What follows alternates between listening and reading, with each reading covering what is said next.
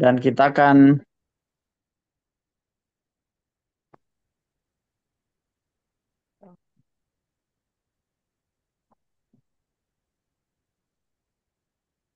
Pak Untung ke mute tuh Pak Untung.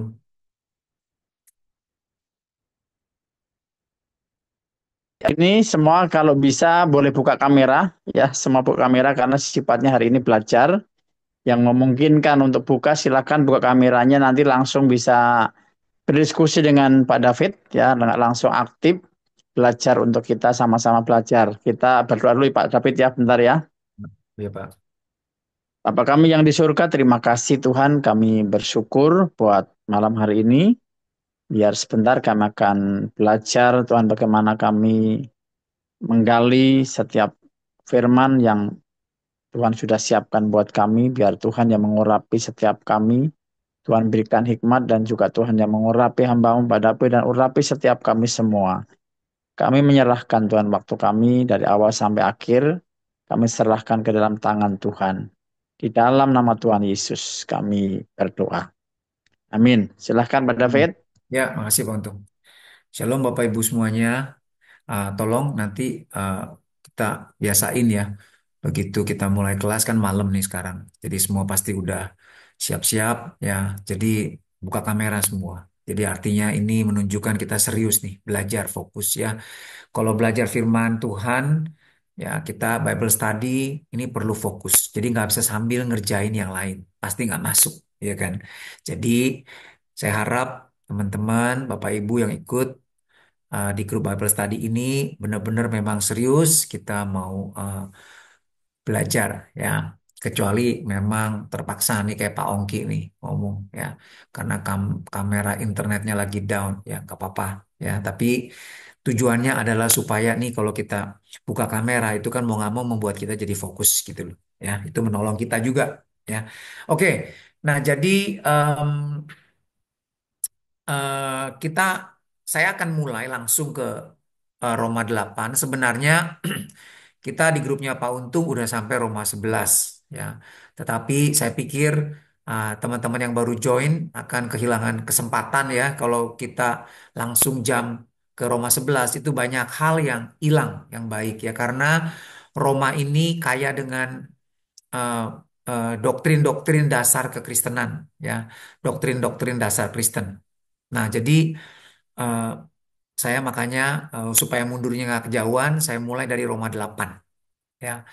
Nah, jadi Roma 8 ini nanti kita akan lihat ya Bapak Ibu, caranya adalah eh, saya membuat pertanyaan ya Bapak Ibu kan pasti udah baca juga, tetapi intinya jangan cuma baca pertanyaan saya.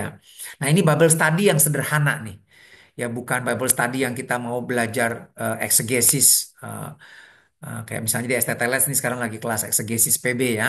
Nah, itu agak lebih detail, lebih dalam ya. Kita mau jadi seorang ahli biblika, otomatis kalau kita mau menggali ya firman dalam konteks sebagai eh, kritik teks misalnya gitu ya. Wah, itu kita benar-benar eh, lumayan jelimet ya. Tetapi ini enggak, kita percaya bahwa LAI sudah cukup baik menerjemahkan apalagi dengan versi Alkitab TB2 ya. Ini udah cukup baik lah. Nah, tetapi tinggal Bapak Ibu kalau punya Eastword ya semacam Eastword Bible Works tapi karena saya biasa Eastword ya nanti kita akan lihat pakai Eastword juga. Nah, itu udah cukup membantu dengan pakai beberapa terjemahan-terjemahan lain kayak semacam BIMK, Bahasa Indonesia Sehari-Hari itu ya. Terus kemudian Alkitab Literal Indonesia udah ada. Terus kemudian juga Alkitab King James. Terus kemudian terutama juga yang penting literal version ya. Jadi misalnya standar, sorry, literal standard version ya, Young's literal version. Nah, terus kemudian LITV juga ya itu Green's literal version ya itu juga bagus ya. Jadi bisa melihat makna sesungguhnya karena mereka yang terjemahan literal itu menerjemahkan Alkitab dari bahasa aslinya langsung apa adanya ya, tidak paraphrase, tidak memberikan terjemahan tafsiran terbatas seperti Ella ini masih ada tafsiran terbatasnya supaya mudah dimengerti ya, apalagi BIS ya, BIMK. Nah, jadi sekilas seperti itu. Nah, caranya gimana? Bapak Ibu baca dulu.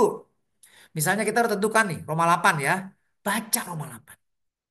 Baca terus selama seminggu ini baca, baca terus, baca terus, baca terus. Nanti ya, waktu baca, baca pertama baca, terus kedua kali baca lagi. Nanti akan timbul pertanyaan tuh. Ini apa ya maksudnya? Kok begini ya? Nah itu catat langsung, Bapak Ibu. Catat ya.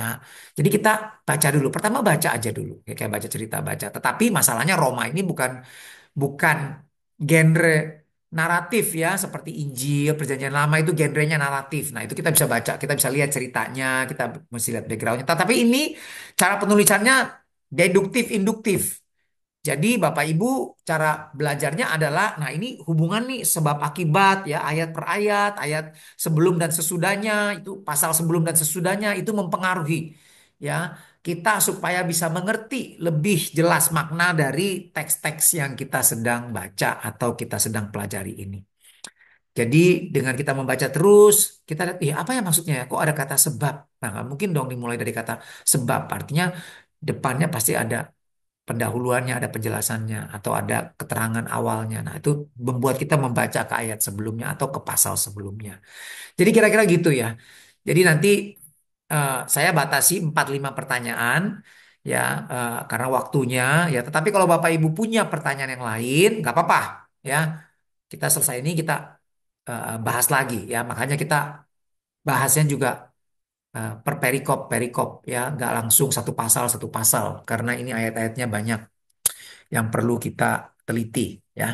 Oke, nah Bapak Ibu pasti udah baca ya Roma 8 terus juga udah coba jawab. Nah, sekarang saya akan kasih sedikit background ya supaya Bapak Ibu juga yang baru join nggak langsung jawab pertanyaan tapi sebelum jawab pertanyaan sebelum kita belajar ini Bapak Ibu bisa ngerti nih. Nanti PPT-nya saya kasih ya. Mengerti backgroundnya Roma 8 ini ya. Jadi Roma 8 ini Bapak Ibu ya sebagai pendahuluan ini merupakan kelanjutan dari tema yang sudah dibahas dalam Roma pasal 7. Ya, jadi Roma pasal 7 itu eh, Paulus menjelaskan bagaimana hukum Taurat itu gagal membuat orang-orang yang melakukan hukum Taurat atau yang percaya kepada hukum Taurat itu menjadi bebas dari dosa, hidup dalam damai sejahtera, ya, hidup dalam keselamatan ya karena pengudusan gitu ya. Hukum Taurat itu tidak berhasil membuat orang makin kudus, malah makin terpuruk ya. Karena mereka punya manusia itu punya kecenderungan dosa.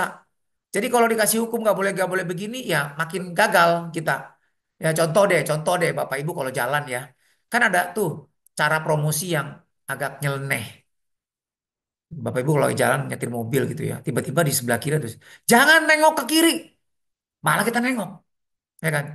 Jangan tengok ke kanan, malah nengok. Padahal dia memang tujuannya kita tuh supaya nengok ke kanan atau nengok ke kiri karena di situ ada iklan promosi yang mau menarik perhatian kita supaya kita lihat. Tapi kan kita gitu, jangan lihat, malah pengen lihat. Nah itu, jadi itu contoh ya bahwa manusia itu nggak bisa ya melawan apa punya kecenderungan untuk jatuh dalam dosa, hidup dalam dosa, dikuasai oleh dosa. Itu. Nah, Roma 7 itu menjelaskan seperti itu. Nah, di Roma 8 ini kelanjutan dari Roma 7 ya. Maksudnya terutama untuk menunjukkan bahwa Injil atau ya Injil, berita Injil, Roma juga dikenal sebagai Injil yang ditulis oleh Paulus, Bapak Ibu.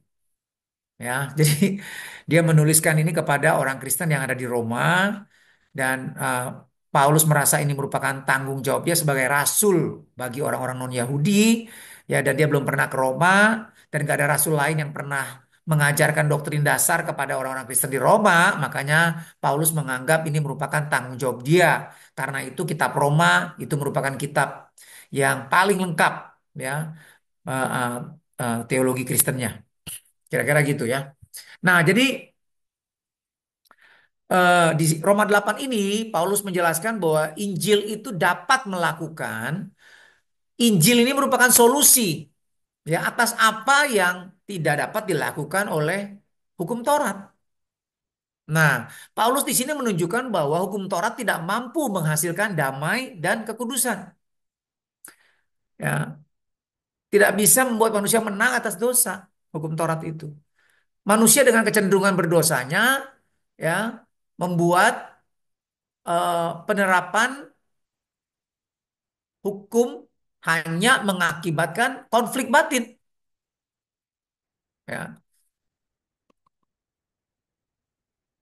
bentar, saya koreksi sebentar. Ya, jadi malah waktu kita terus paksain untuk melakukan apa mentaati hukum Taurat itu mengakibatkan kita frustrasi karena gagal mulu, ya, nggak kelar-kelar gitu loh. Nah, walaupun hati nurani bersaksi bahwa hukum itu memang baik, ya benar, memang harus begitu. Ya. Nah, sebaliknya Paulus juga menunjukkan bahwa kekuatan Injil itu menghasilkan apa yang tidak dapat dilakukan oleh hukum Taurat. Nah, dalam melakukan ini ya di sini nih mulai nih Roma 8:1 sampai 11 ya 13 ini menerangkan pokok-pokok bahasan tersebut. Ya, dalam Roma 8 1 11 ini Paulus menjelaskan Injil melakukan apa yang tidak dapat dilakukan oleh hukum Taurat, dalam memberikan hidup dan membebaskan orang yang beriman dari hukuman, ya, kutuk hukuman atas dosa. Ya, kira-kira begitu ya, Bapak Ibu backgroundnya. Jadi Bapak Ibu sudah baca, sudah coba jawab pertanyaan. Jadi tinggal saya bertanya ya sekarang ya, siapa yang mau jawab pertanyaan nomor satu, silakan. Apa artinya sekarang tidak ada penghukuman bagi mereka yang ada di dalam Kristus Yesus? Ini saya kasih tahu ya Bapak Ibu, Roma 8 ayat 1 ini juga jadi salah satu dasar ya ayat yang dipakai oleh aliran Hyper Grace. Ya. Nah, salah satunya ayat ini nih. Makanya kita jangan sampai salah mengerti. Ya. Oke, silakan. Ada yang mau jawab sebelum saya tunjuk? Saya lihat di sini kayaknya Ibu siapa nih? Ibu atau siapa nih? Bapak nih. Mui Kiau. Silakan. Selamat malam, Pak. Malam, Bu. Maaf, saya masih di mobil, Ya, jadi apa-apa. agak gelap gitu ya, baru Iya, pulang kerja. iya, iya, Nah, nggak apa-apa. kalau menurut Silakan, Bu. saya itu dalam Roma 8 ayat yang pertama kan demikianlah sekarang tidak ada lagi penghubungan bagi mereka yang ada dalam Kristus Yesus.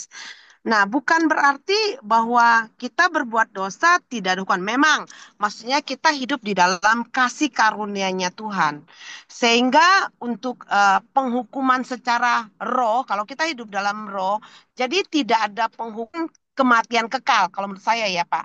Hmm, Jadi kalau kita berbuat dosa tidak ada maksudnya gini, tidak ada penghukuman seperti perjanjian lama gitu loh, Pak.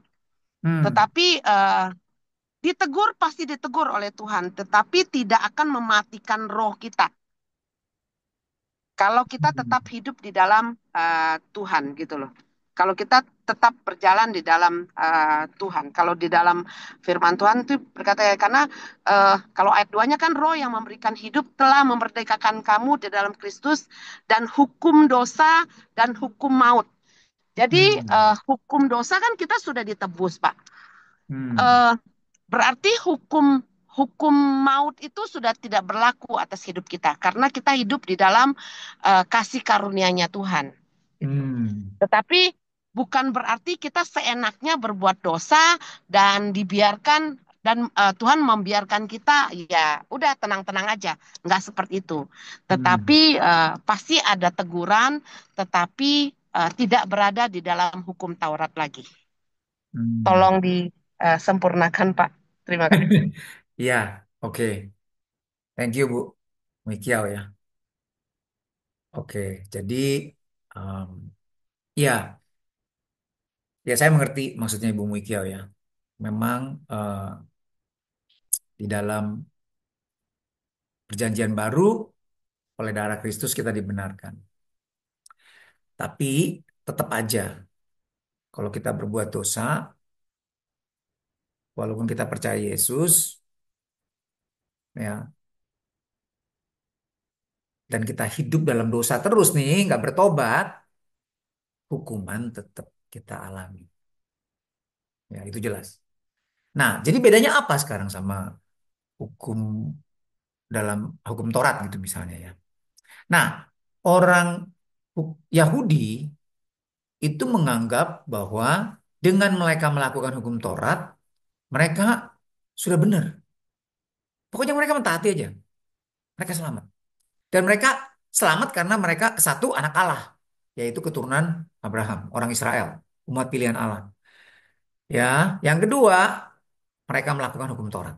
Makanya tuh, makanya tuh kalau kita lihat dalam Lukas 18 ayat 9 tuh ya, ayat 10 mulai itu Lukas 18, orang Farisi yang saleh itu menganggap dia tidak berzina, dia tidak apa namanya, tidak lalim, ya nggak kejam, dia baik orangnya, ya setia sama istri, dia memberi persepuluhan, dia berpuasa 2 kali seminggu, ya kan, dia tidak mengkhianati bangsanya, dia udah berbuat baik, dia pikir dia selamat. Nggak bisa. Orang selamat bukan karena itu. Tapi karena darah Yesus, darah penebusan Yesus. Gitu ya. Nah, jadi itu bedanya. Jadi itu maksudnya. Nah, sekarang apakah kalau kita buat dosa kita nggak dihukum?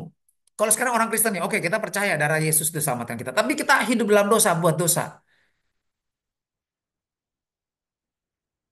Kita nggak bertobat. Ya, gimana? Kita dihukum kan?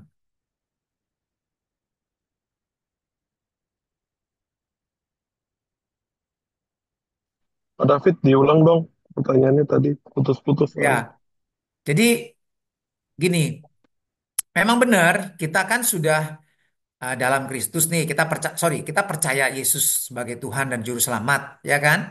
Dosa-dosa kita diampuni kan? Oke. Nah, tapi kalau kita buat dosa lagi, terus nih buat dosa, hidup dalam dosa, kan banyak nih orang Kristen nih, ya kan? Selingkuh lah, terus kemudian berjudi lah, bohong lah, nipu orang lah, ya kan? Nah, itu gimana tuh?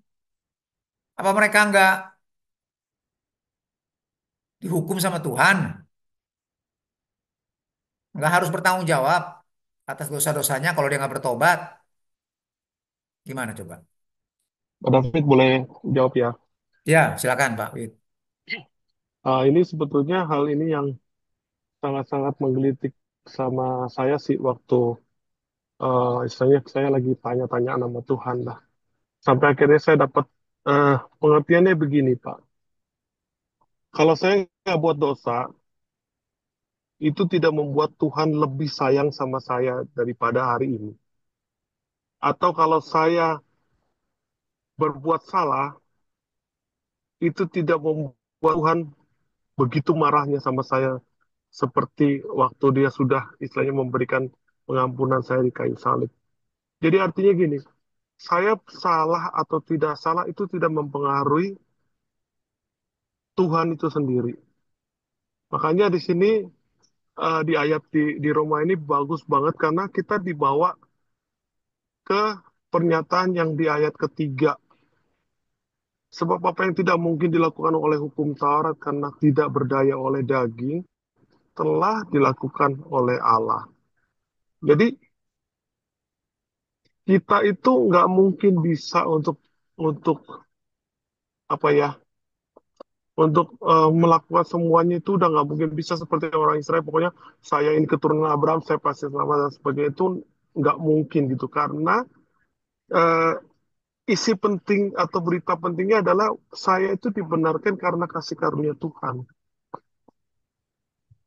Jadi saya diampuni, saya dibenarkan itu karena hanya karena kasih karunia Tuhan, bukan oleh apa yang saya lakukan atau tidak saya lakukan gitu. Jadi dari sisi saya itu nggak mempengaruhi apa-apa sama Tuhan. Selalu dari sisi Tuhan yang kasih 100% buat kita, orang-orang yang sudah dipercayakan keselamatan itu sama Tuhan. Itu kalau saya pada itu. Oke, pertanyaannya, kalau itu semua aliran Kristen juga percaya itu. Tetapi yang Hmm. mulai berbeda nih begini. Apakah setelah kita percaya kepada Tuhan Yesus, kita sudah dibaptis, ya? Nah, terus kemudian Kita benar-benar percaya nih Yesus Tuhan nih. Kita percaya dosa kita ditebus oleh Yesus. Kita percaya. Dan kita menerima Kristus sebagai Tuhan dan Juru Selamat kita. Lalu habis itu kita hidup dalam dosa. Kita buat dosa. Gak apa-apalah, Tuhan baik. Tuhan ampuni saya kok. Ya, Tuhan sudah tanggung dosa saya. Dia buat dosa lagi. Dia buat dosa lagi. Nggak apa-apalah, memang daging lemah. Memang saya sih mau nurut. Cuma ya gimana ya. Kepepet dulu sih. Ya, pencobaan tuh kuat banget. Jadi saya bolak-balik jatuh dulu. Ya udahlah, mau dia ngomongin apa? Ya, nobody's perfect. Ya udahlah. Nah, saya mau tanya, orang Kristen yang kayak gitu terus ya, buat dosa, dia datang ke gereja nah, hari Minggu, terus kemudian Sabtu, Senin sampai Sabtu buat dosa lagi. Ada yang bercanda, begini ngomongnya. Tuh orang Kristen tuh zaman sekarang tuh banyak tuh yang kayak gitu. Hari Senin sampai Sabtu bohongin orang, ya, dagang bohongin orang, selingkuh bohongin istri, ya kan? Tapi hari Minggu dia bohongin Tuhan. Di gereja datang kebaktian, minta ampun sama Tuhan, terus kemudian eh, dengar khotbah tersentuh nangis, terus besok Senin buat dosa lagi, nipu istrinya lagi, nipu teman bisnisnya lagi, ya kan? Nah kayak gitu. Apakah kalau kayak gitu tetap Tuhan bilang nggak apa-apalah, kamu sudah ngaku ya saya sebagai Yesus sebagai Tuhan dan Juru Selamat ya sudahlah, aku sudah mengampuni dosa kamu dulu, sekarang, sampai selama-lamanya. Nggak apa-apalah. Yang penting semangat ya ke gereja, pelayanan. Apa begitu? Tetap selamat. Izin jawab ya, Pak. Oke, silakan. Kalau menurut saya itu aliran yang sekali selamat tetap selamat. Itu aliran yang tidak Iya, benar, bukan iya. berdasarkan firman Tuhan, Pak. Hmm, Karena kalau kita baca firman Tuhan, kalau misalnya kita terus-terus berbuat dosa, kan kata firman Tuhan di dalam Galatia 6 itu ayat 7 ya, jangan sesat, Allah tidak membiarkan diri Tuhan dipermainkan, hmm, gitu kan? hmm, Karena hmm, apa yang ditabur orang itu juga yang akan dituainya. Jadi hmm, kita tidak boleh mempermainkan Tuhan bahwa hmm, ya memang sih sekarang ini ya kadang-kadang kita lihat ya Pak, hmm, kadang-kadang kasat mata tuh nggak enak dilihat karena anak-anak Tuhan tuh tidak menjadi contoh. Ke hmm, gereja begitu rohani, tetapi hmm, dalam kehidupan sekundernya sangat tidak menjadi contoh, bahkan hmm, berani berdiri di altarnya Tuhan melayani di mimbar gitu kan. Kalau hmm, menurut saya Tuhan hmm, tidak mau dipermainkan bahwa kita tuh hmm, berdosa, terus kita gereja nyuci lagi minggu. Emang hmm, pikir Tuhan tuh ini? hmm, Saya pikir kata Tuhan apa yang ditabur itu yang hmm, dituainya. Jadi kalau kita mau hidupnya enak jangan nuntut Tuhan, tetapi hmm. ya berjalanlah dengan benar di hadapan Tuhan gitu loh. Tetap ada Iya. hukumannya, Pak. Saya tidak setuju kalau sekali selamat tetap selamat karena nama kita bisa dihapus loh Hmm. Nah, dalam buku iya, kehidupan loh. iya. Oke, Bu, bagus. Bagus. Nah, Bu, jadi oke, teman-teman ya, Bapak Ibu sekalian. Jadi gini, kalau kita percaya Injil adalah kekuatan Allah, itu kan kekuatan Allah ya, dunamosnya Tuhan, kuasanya Tuhan, yang membebaskan manusia dari dosa. Nah, kalau kita sudah bebas dari dosa, artinya kita memang kayak misalnya daerah bebas rokok. Artinya apa? Bukan bebas ngerokok di situ, tapi nggak ada rokok lagi di situ, betul nggak? Ya kan, daerah bebas babi, no pork, no lard. Artinya apa? Ya di restoran itu nggak ada babi, minyak babi juga nggak ada di situ. Kalau kita bilang kita sudah diselamatkan, ditebus dari dosa, menang dari dosa, ini yang bedanya dengan orang-orang yang tidak ada dalam Tuhan. Mereka nggak punya kuasa untuk menang atas dosa, gitu loh. Nggak ada kuasa untuk pengudusan. Ya memang semua aliran gereja Kristen percaya kita diselamatkan karena kasih karunia karena darah Yesus. Semua aliran Kristen sama. Mau Karmenian kek, Calvin kek, sama. Hiper Calvin kek, sama. Cuma bedanya apa? Nah bagi yang hiper Calvin, Atau misalnya kayak Joseph Prince gitu tuh, yang Hyper Grace gitu ya di Singapura, dia bilang apa? Nggak usah ngaku dosa lagi, nggak usah minta ampun lagi, nggak usah doa Bapa kami. Doa Bapa kami itu sudah kadaluarsa karena waktu itu diajarkan sebelum Yesus disalib. Setelah Yesus disalib, nggak usah lagi kita minta ampun. Ampunilah dosa kami seperti kami sudah mengampuni orang yang bersalah kepada kami. Nggak usah. Karena Tuhan sudah mengampuni dosa kita dulu, sekarang, sampai selama-lamanya. Oke. Tapi kalau kita memang sudah diampuni dosa, apakah kita, kalau kita sudah diampuni tapi kita terus buat dosa, artinya apa? Injil itu tidak berkuasa membebaskan kita dari dosa. Buktinya apa? Kalah melulu lu. Iya kan? Ini Calvin pun sebenarnya tidak ajar begini. Ini salah, makanya disebut hiper Calvin, ini disebut hiper Grace. Calvin pun menentang itu. Kalau Bapak Ibu dengar misalnya John MacArthur, itu five point Calvinis tuh. Ya benar, dia bilang apa? Kalau kamu mengaku sudah selamat, kamu sudah mengaku kamu Kristen, tetapi kamu hidup dalam dosa, itu artinya nggak ada kuasa pengurusan dalam kamu. Kamu cuma ngaku-ngaku Kristen. Kalau kamu benar Kristen, kalau kamu sudah lahir baru, akan ada kuasa. Kamu akan disanctify terus. Dosa tidak berkuasa atas kamu. Kamu bisa jatuh, tapi kamu nggak akan hidup dalam dosa. Dan semakin lama kamu akan semakin kudus. Itu baru Kristen. Itu baru kuasanya nyata. Kuasa Tuhan tuh nyata dalam kita. Itu baru membuktikan Injil itu berkuasa. Ya kan? Nah sekarang gini deh. Kita kembali ke teks. Roma 8 ayat 1 kita gali. Roma 8 ayat 1 ya. Saya share screen sekarang.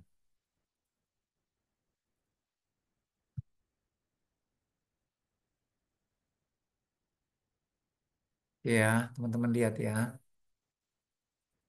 Ya. Nah, sekarang kita lihat Roma 8 ayat 1. Demikianlah sekarang tidak ada penghukuman. Bagi siapa? Bagi mereka yang ada di dalam Kristus Yesus. Nah ini. Jadi ada dua hal yang kita perlu perhatikan di sini. Tidak ada penghukuman. Sekarang tidak ada penghukuman. Ya, satu. Tidak ada penghukuman. Ini message dari ayat ini. Yang pertama. Yang kedua, bagi siapa? Bukan bagi semua orang, tapi bagi mereka yang ada dalam Kristus Yesus. Nah, pertanyaannya, siapa yang disebut ada dalam Kristus Yesus? Ya kan? Coba. Siapa? Nah, benar tidak ada penghukuman. Tetapi gini deh,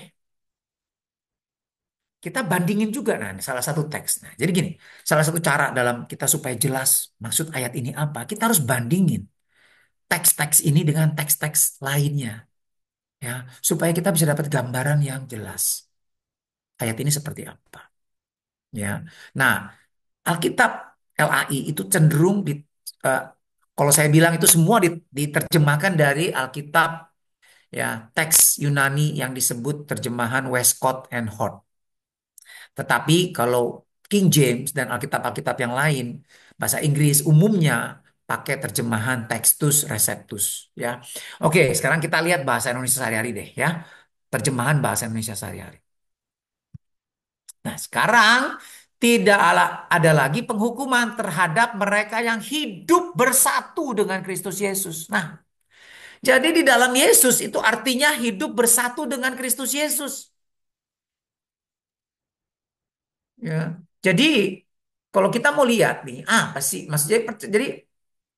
Jadi kita mesti jelas nih, apa sih maksudnya bersatu dalam Yesus, bersatu dengan Kristus Yesus, ya. Nah, ini makanya kita pakai isot nih enak.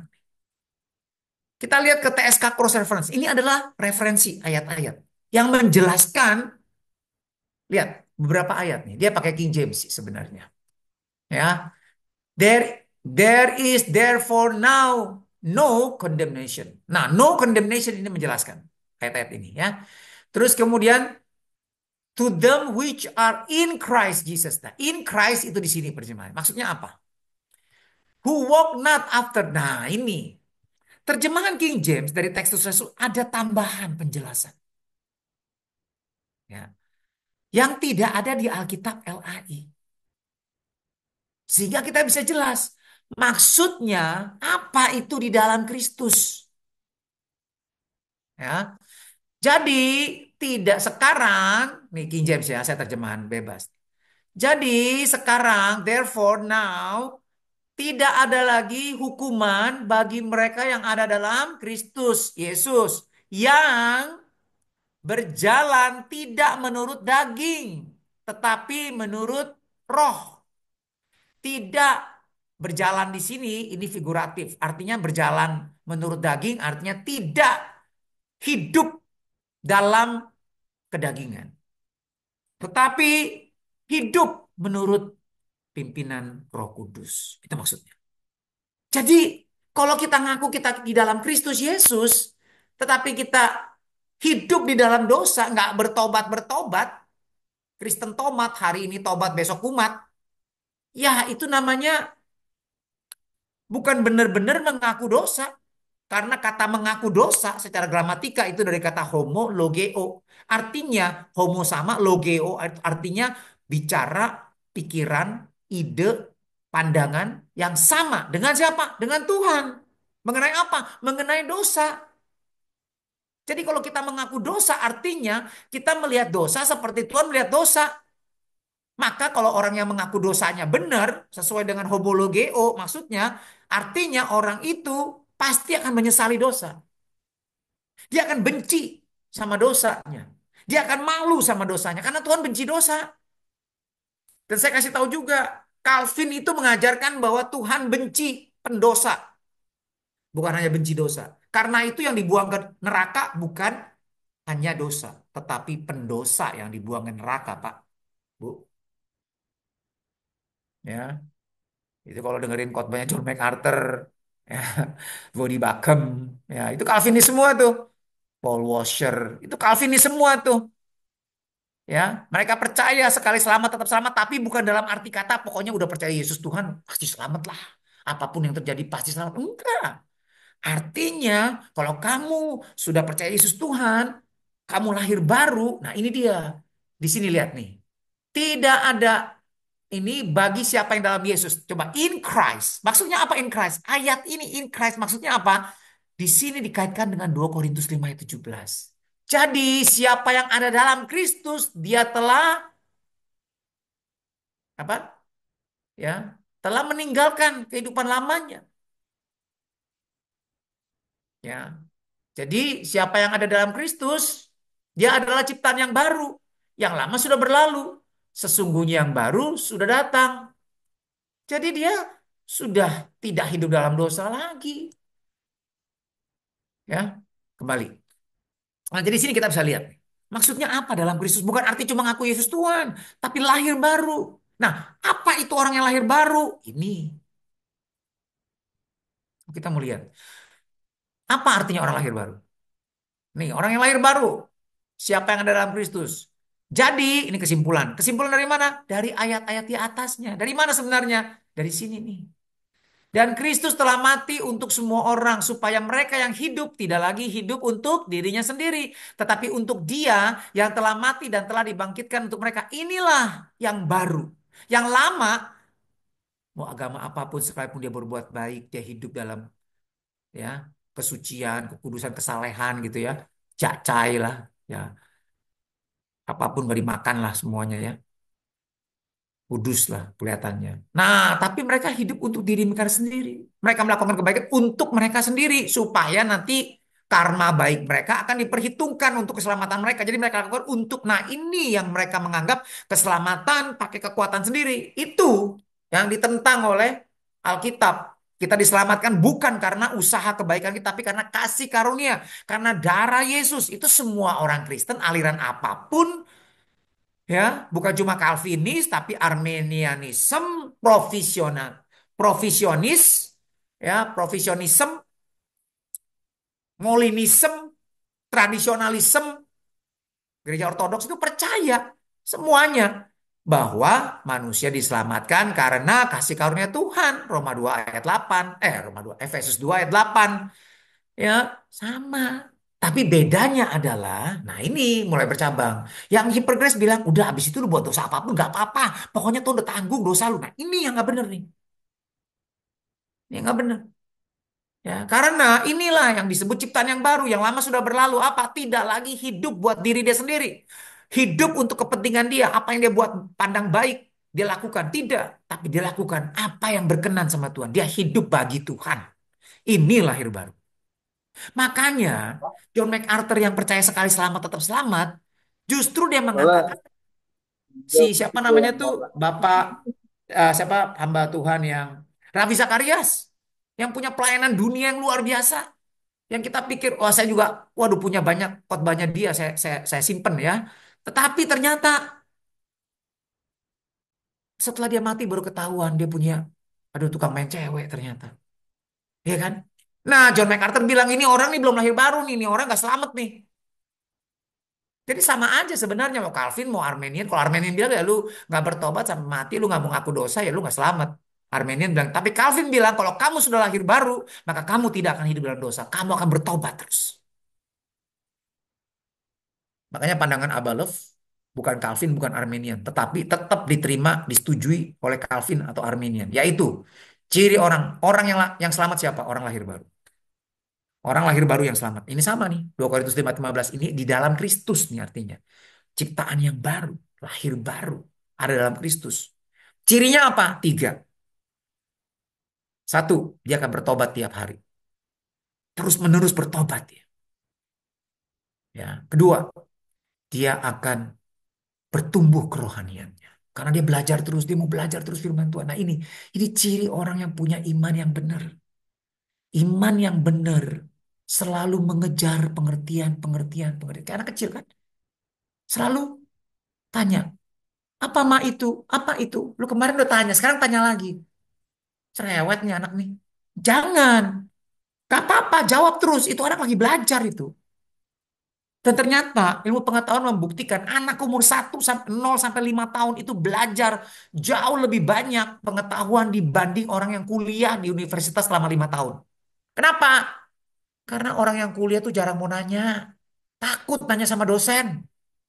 Makanya nggak tambah pinter, sedikit majunya. Tapi anak kecil nggak ada gengsi. Tanya melulu, ini apa itu, apa ini. Tanya melulu. Kemarin udah tanya, sekarang tanya lagi. Waduh, tetap semangat tanya terus. Nah, kayaknya paling banyak belajar tuh anak. Ya. Nah, jadi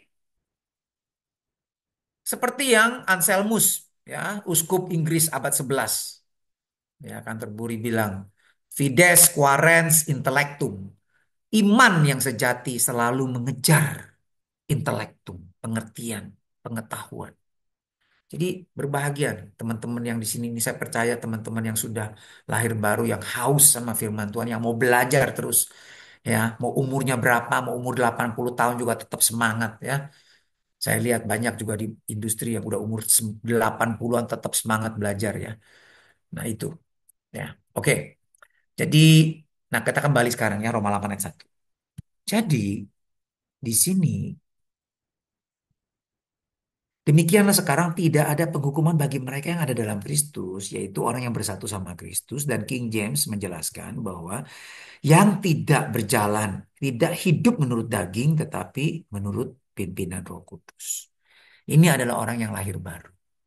Nah, nah ayat Roma 8:1 ini dikaitkan dalam konteksnya, referensinya, itu lari ke Roma 8 ayat 4. Apa? Roma 8 ayat 4 bunyinya.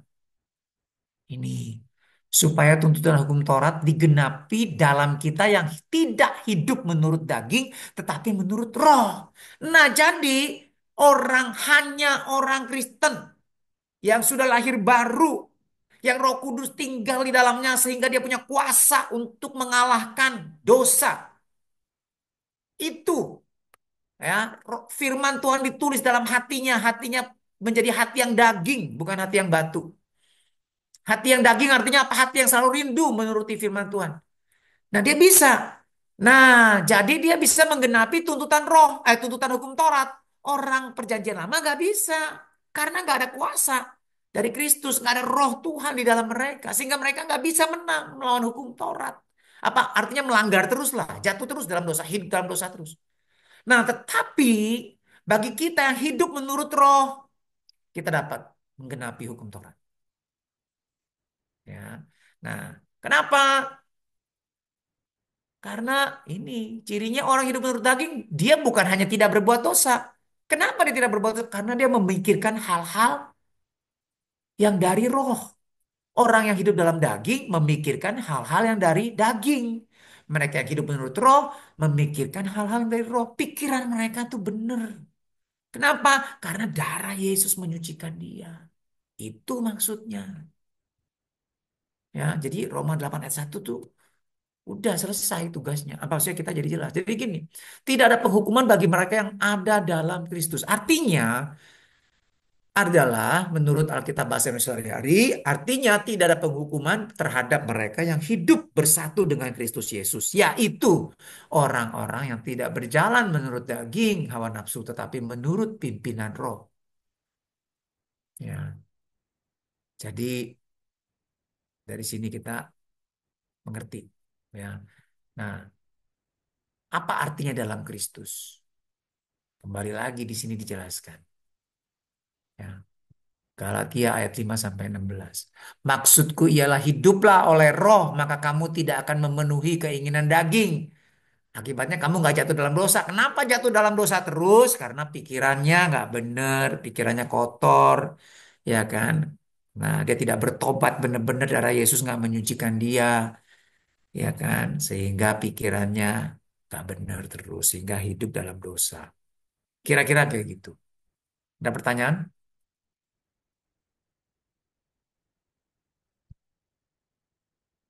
Ada yang mau tanya tadi?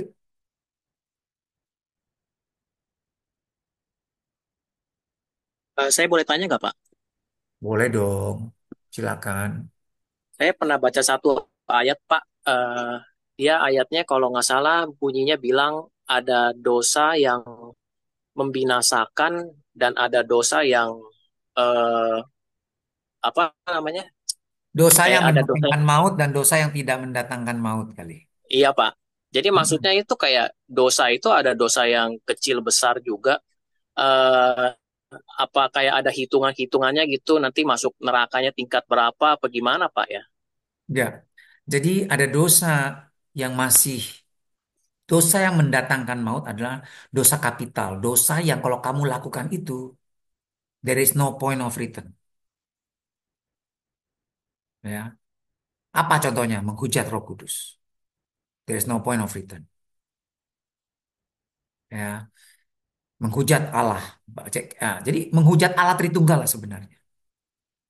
Ya, kalau dikatakan oleh Tuhan Yesus siapa yang melawan anak manusia diampuni. Siapa yang menghujat anak manusia diampuni, tetapi siapa yang menghujat Roh Kudus tidak dapat diampuni. Nah, itu menghujat Roh Kudus adalah dosa kapital. Itu dosa yang mendatangkan maut. Ya. Nah, kenapa? Loh, Yesus kan juga Allah Tritunggal. Kenapa kalau menghujat Tuhan Yesus, menghujat Yesus tidak apa dosanya bisa diampuni? Bukan dosa kapital. Perhatikan di situ disebut anak manusia. Jadi siapa yang menghujat Yesus dalam keadaan dia sebagai manusia? Ya karena kan orang nggak tahu ini kan bukan Tuhan, ini kan dianggap manusia, ngerti nggak? Mereka nggak ngerti. Jadi mereka menghujat atau menyalibkan Yesus pun karena mereka nggak ngerti, mereka bisa diampuni pada saat mereka mengerti. Makanya waktu Yesus disalibkan dan waktu Yesus mati, ya waktu ditusuk mati dan tentara Romawi baca di Matius 26 itu orang-orang yang sadar yang menyalibkan Yesus itu mereka menangis sedih, ya kan? eh, berapa tuh di em, apa tuh di Matius 26 eh, apa tuh namanya tuh di mana tuh ya? Matius ya.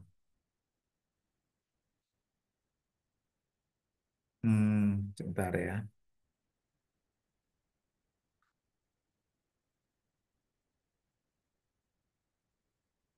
Hmm,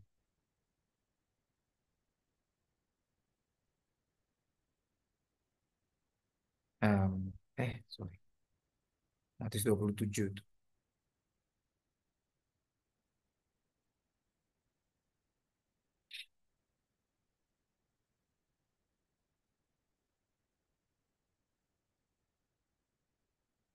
Jadi intinya waktu orang-orang yang sadar gitu ya, waktu mereka ini mereka sedih gitu loh. Ya mereka menyesal. Nah, kenapa? Karena mereka nggak sadar bahwa itu adalah ternyata Mesias. Tapi waktu mereka melihat kematian Tuhan Yesus, kemudian eh, ada yang bertobat, kayak misalnya kayak tentara, kayak orang yang disalib di sebelah kanan Tuhan Yesus ya kan.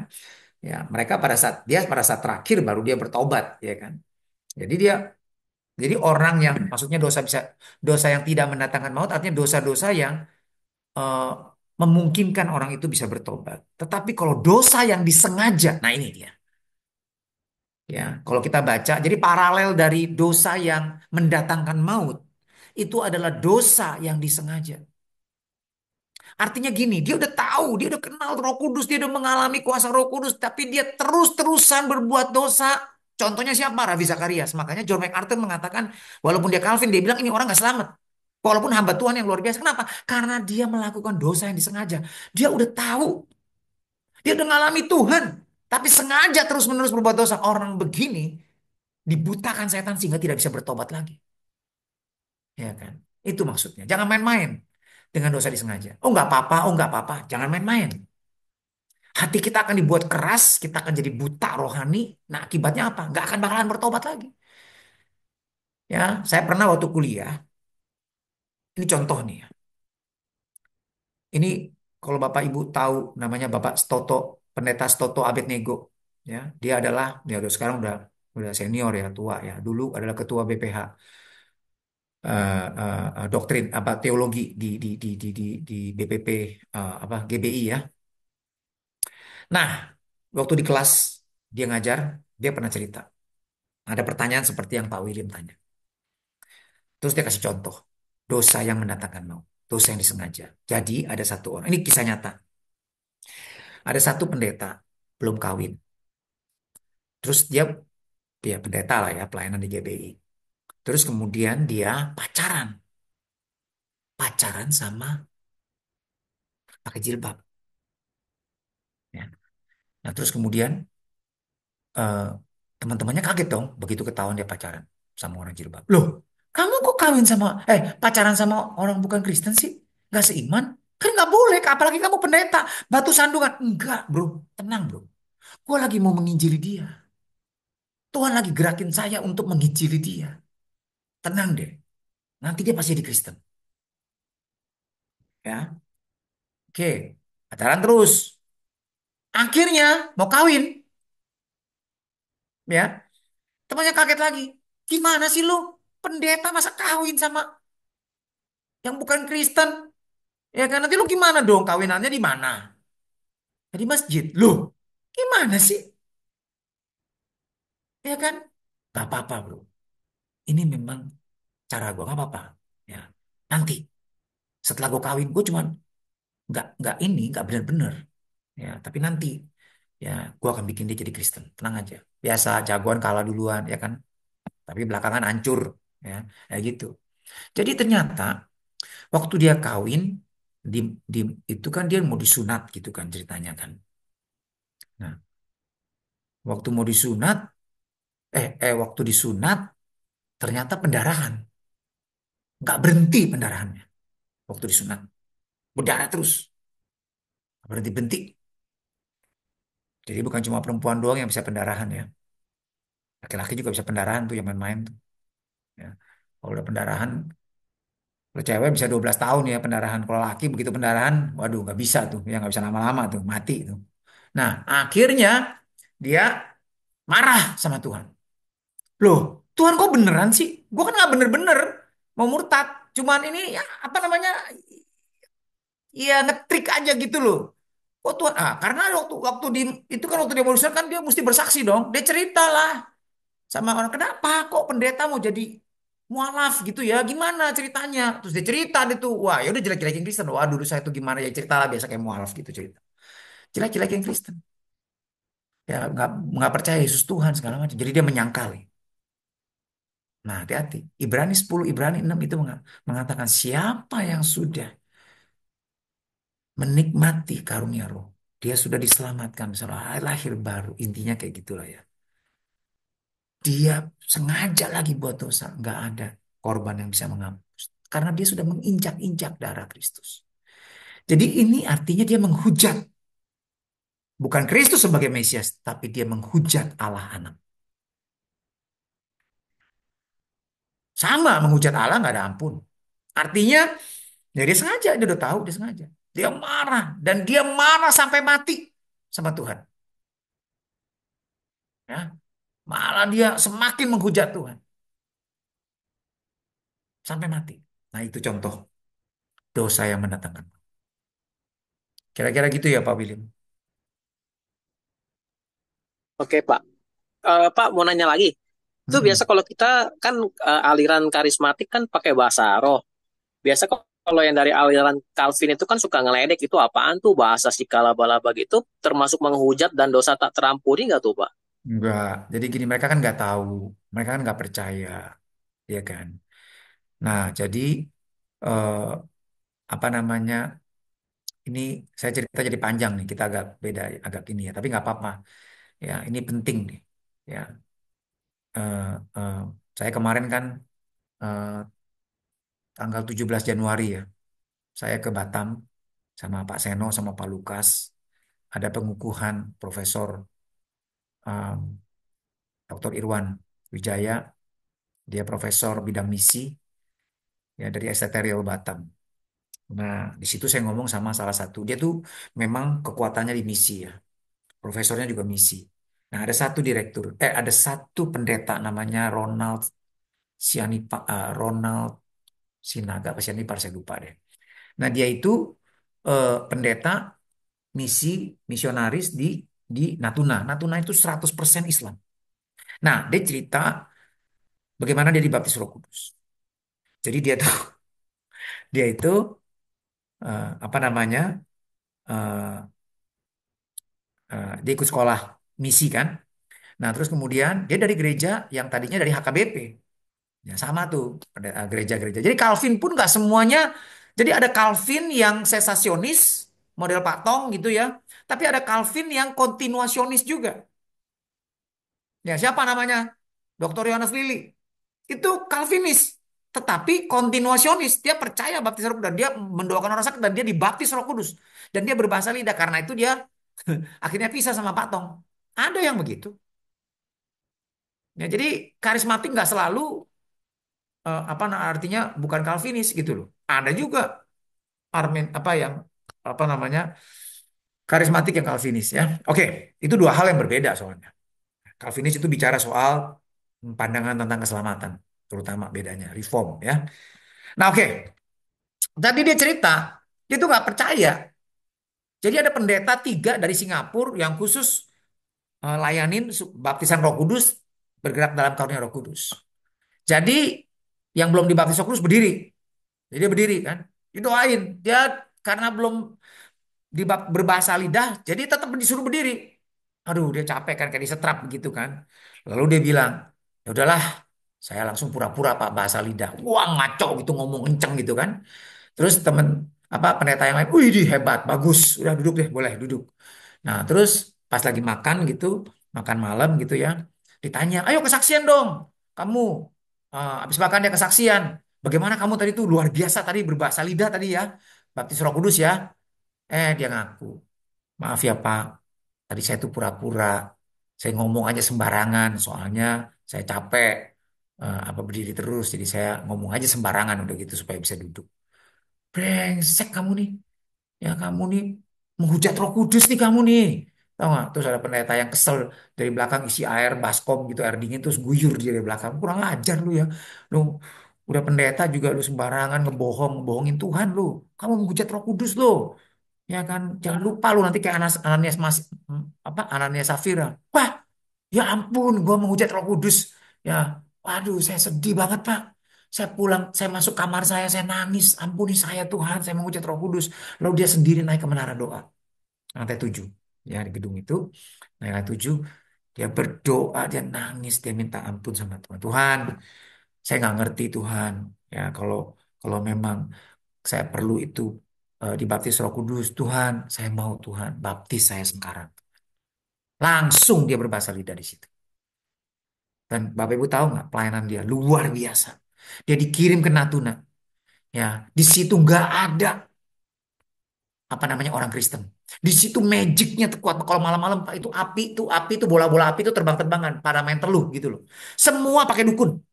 Ya, tim sepak bola semua bisa menang tuh karena dukun yang hebat. Bukan jago main sepak bola, tapi jago dukunnya.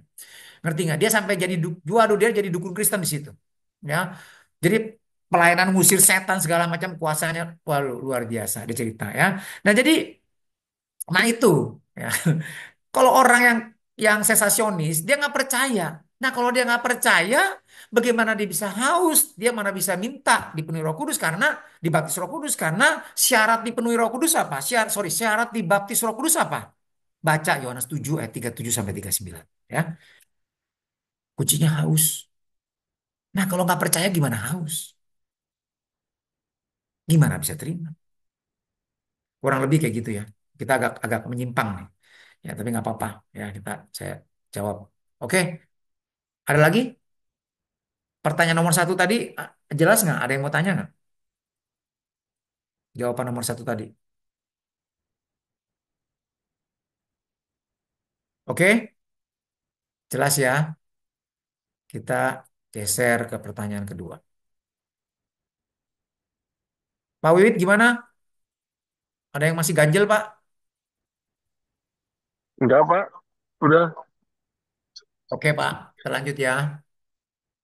Nah, jadi terakhir deh di dalam poin satu itu tadi. Jadi di dalam Kristus itu menggambarkan hubungan orang Kristen yang akrab, melekat dengan Kristus. Orang yang sudah lahir baru. Ya, digambarkan hubungan antara pokok anggur dengan ranting anggurnya. Yohanes 15 ayat 1 sampai ayat yang ke-6. Ya. Jadi inilah artinya di dalam Kristus.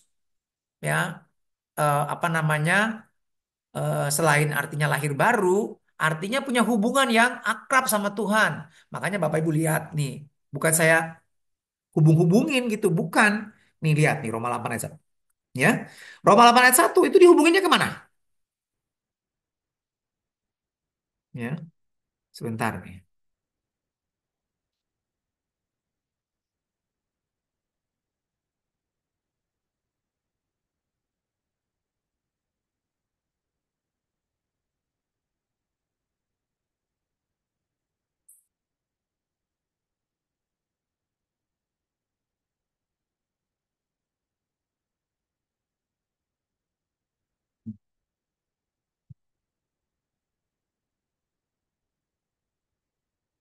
Lihat ya, nih Yohanes 15 ayat 4. Jadi ini Roma 1 nih, Roma 8 ayat 1 nih ya. Di dalam Kristus nih. Itu larinya kemana? Salah satu ayatnya. Yohanes 15 ayat 4. Apa bunyinya? Tinggallah di dalam aku dan aku di dalam kamu. Jadi di dalam Kristus itu ya kita di dalam dia di dalam kita. Sama seperti ranting tidak dapat berbuah dari dirinya sendiri kalau ia tidak tinggal pada pokok anggur. Demikian juga kamu tidak berbuah jikalau kamu tidak tinggal di dalam aku. Lebih jelas lagi ayat 5. Akulah pokok anggur dan kamulah ranting-rantingnya. Barang siapa tinggal di dalam aku dan aku di dalam dia, ia berbuah banyak. Sebab, nah ini, di luar aku kamu tidak dapat berbuat apa-apa. Nggak mungkin kita bisa menang atas dosa. Makanya banyak orang Kristen kalah sama dosa, walaupun percaya Yesus Tuhan, ya nangis-nangis tapi bolak-balik Kristen tobat ya hidup dalam dosa terus ya. Kenapa? Karena jangan-jangan Kristus nggak ada di dalam dia. Kalau Kristus dalam dia, maka pasti kita berbuah lebat. Nah, berbuah lebat di sini konteksnya adalah buah pertobatan, buah roh. Ya. Kenapa? Karena akibatnya kalau tidak berbuah, ini bukan berbuah jiwa-jiwa, bukan, tapi berbuah karakter. Karena kalau tidak ada ayat yang lain yang menjelaskan kalau kita tidak memenangkan jiwa, kita akan dipotong, gak selamat. Enggak. Tetapi siapa yang berbuat dosa, dia menjadi hamba dosa, dia akan dipotong. Nah ini ayatnya. Barang siapa tidak tinggal di dalam aku, ia dibuang keluar seperti ranting dan menjadi kering. Kemudian dikumpulkan orang dan dicampakkan ke dalam api lalu dibakar binasa. Ya. Ini orang Kristen yang di luar Kristus. Ya, jadi kering, garing Kristennya. Ya. Itu tadi yang nggak bertobat-bertobat itu. Nah, akibatnya jadi kering, dibuang ke api. Nggak selamat. Oke ya. Jadi itu pertanyaan jawaban Roma 8 ayat 1. Nah, sekarang pertanyaan kedua ya. Bagaimana cara Roh Allah memerdekakan kita? Nah, ini dia. Dalam Kristus. Nah, caranya gimana sekarang nih? Roh Allah memerdekakan kita artinya membuat kita menang dari hukum dosa dan hukum maut. Silakan.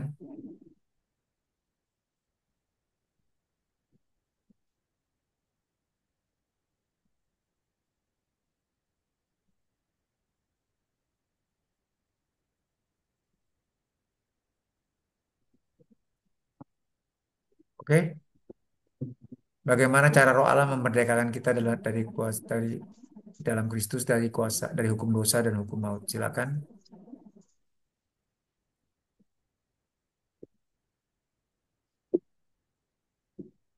Pak Yohanes ya, silakan.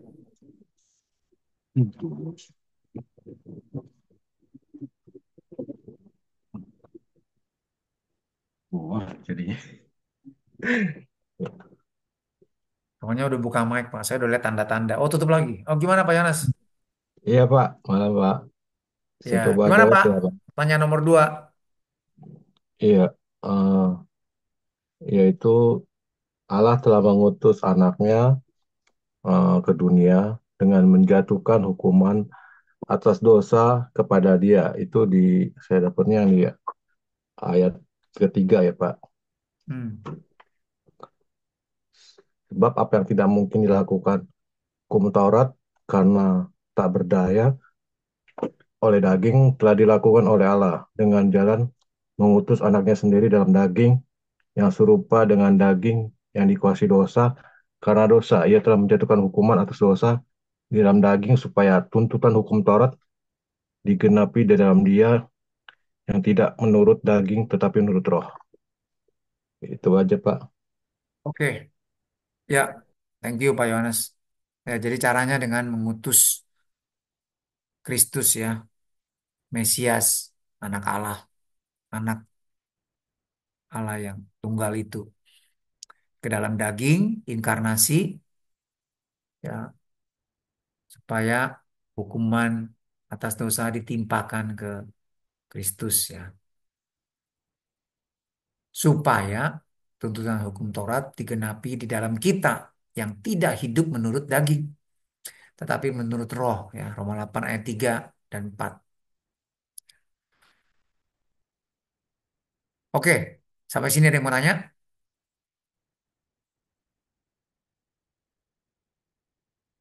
Jadi Adam Clark juga menjelaskan di sini ya bahwa melalui pengorbanan Kristus kita dapat dimampukan. Nah, ini dia. Jadi korban Kristus itu bukan hanya mengampuni dosa kita. Udah selesai, tapi buat dosa lagi, buat dosa itu sama aja. Kayak orang-orang agama lain juga begitu kan. Itu artinya nggak ada kuasa. Cuma ngampuni doang. Pasten. Tapi kita bisa menang. Nah, mestinya setelah kita menang, kita punya hati yang daging, kita dimampukan, kita diberi kasih karunia. Kita diberikan kasih karunia loh. Coba lihat ya. Apa sih kasih karunia yang Tuhan berikan? Buat kita ini, buat semua orang percaya. Kita terima kasih karunia apa? Ini, Bapak Ibu, jangan lupa. Jadi ini loh, lewat kematian Yesus kita diberikan kasih karunia apa? Ini, ya.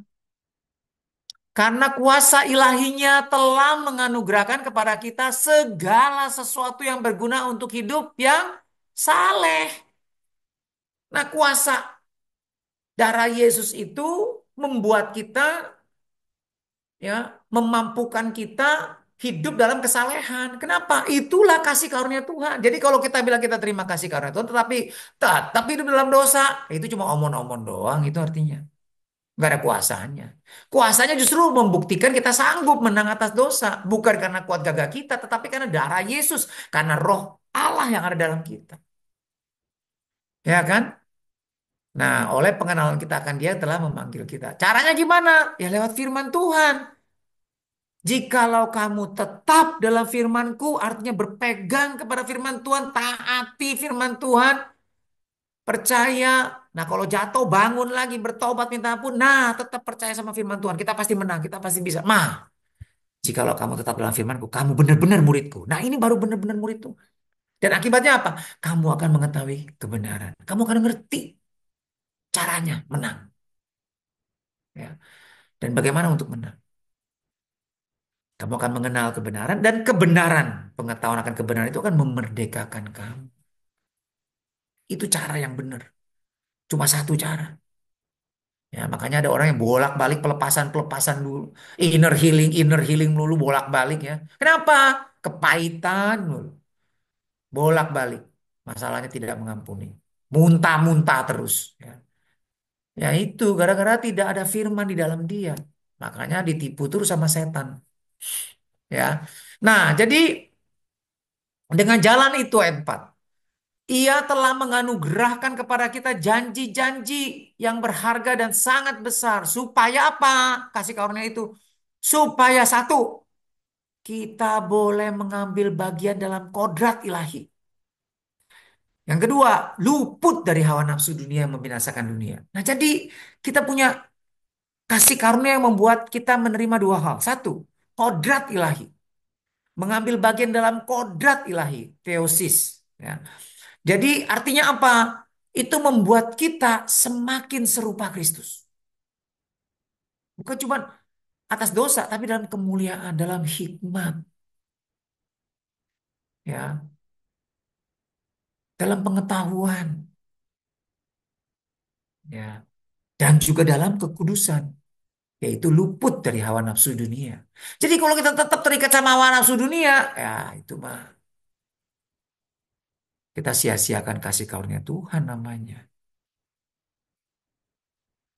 Ya, oke. Jadi ada yang mau tanya?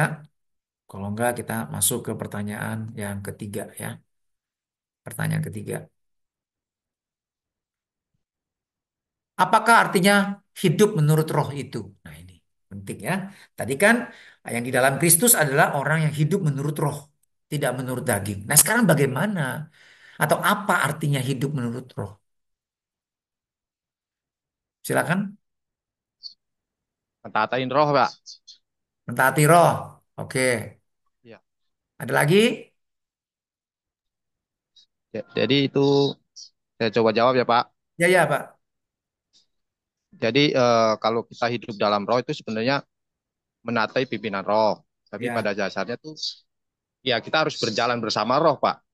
Jadi mengizinkan Roh Kudus menuntut langkah kita dan mencocokkan segala pikiran-pikiran kita. Kalau kita hidup Ya. dalam roh itu kan akan menghasilkan buah-buah roh itu loh, Pak. Berdikasih, Ya. sukacita, damai sejahtera seperti itu, Pak. Benar Ya. nggak, Pak? Oke Kasih, Pak. sukacita, damai sejahtera, kesabaran, kemurahan, kebaikan, kesetiaan, kelembutan, dan penguasaan diri. Oke Galatia Pak. 5, 22 dan 23. Ya. Itu, Pak. Oke Pak. Dapat 8 Pak. Ya, Dapat 8 Pak. ya, Oke Pak. Bagus Pak. Oke ya. ada lagi yang mau nambahin? Mau lengkapin? Belum dapat 10 tuh, Pak Himawan baru dapat 8 tuh. Pas-pasan A, Ya, A kurus. saya Ya, gimana? Silakan. berjalan bersama Roh Kudus setiap hari yang berarti berserah kepada karya Roh Kudus yang mampu untuk memberikan nasihat kita, membimbing kita, menghibur kita, dan menyertai dalam setiap segenap hidupkan kita. Itu sih, Pak. Iya, oke. Nah, ada yang bisa, betul Bu, ada yang bisa rujukin nggak ayatnya? Maksudnya jawabannya itu dikaitkan dengan bagaimana tuh hidup menurut Roh dari Roma 8 ayat 1 sampai 11 ayatnya mana yang menunjukkan Itu orang Galatia yang 5 bukannya? gimana Yang, gimana? yang Galatia 5, 20 sampai 23 itu bukan? Oke, tapi kalau dari Roma 8 Bu ambil dari mana ayat mana? Karena ada nih ayat di sini. Oh, Roma 8 ayat berapa nih? Itu jelasin tuh terus ya. apa artinya hidup menurut roh.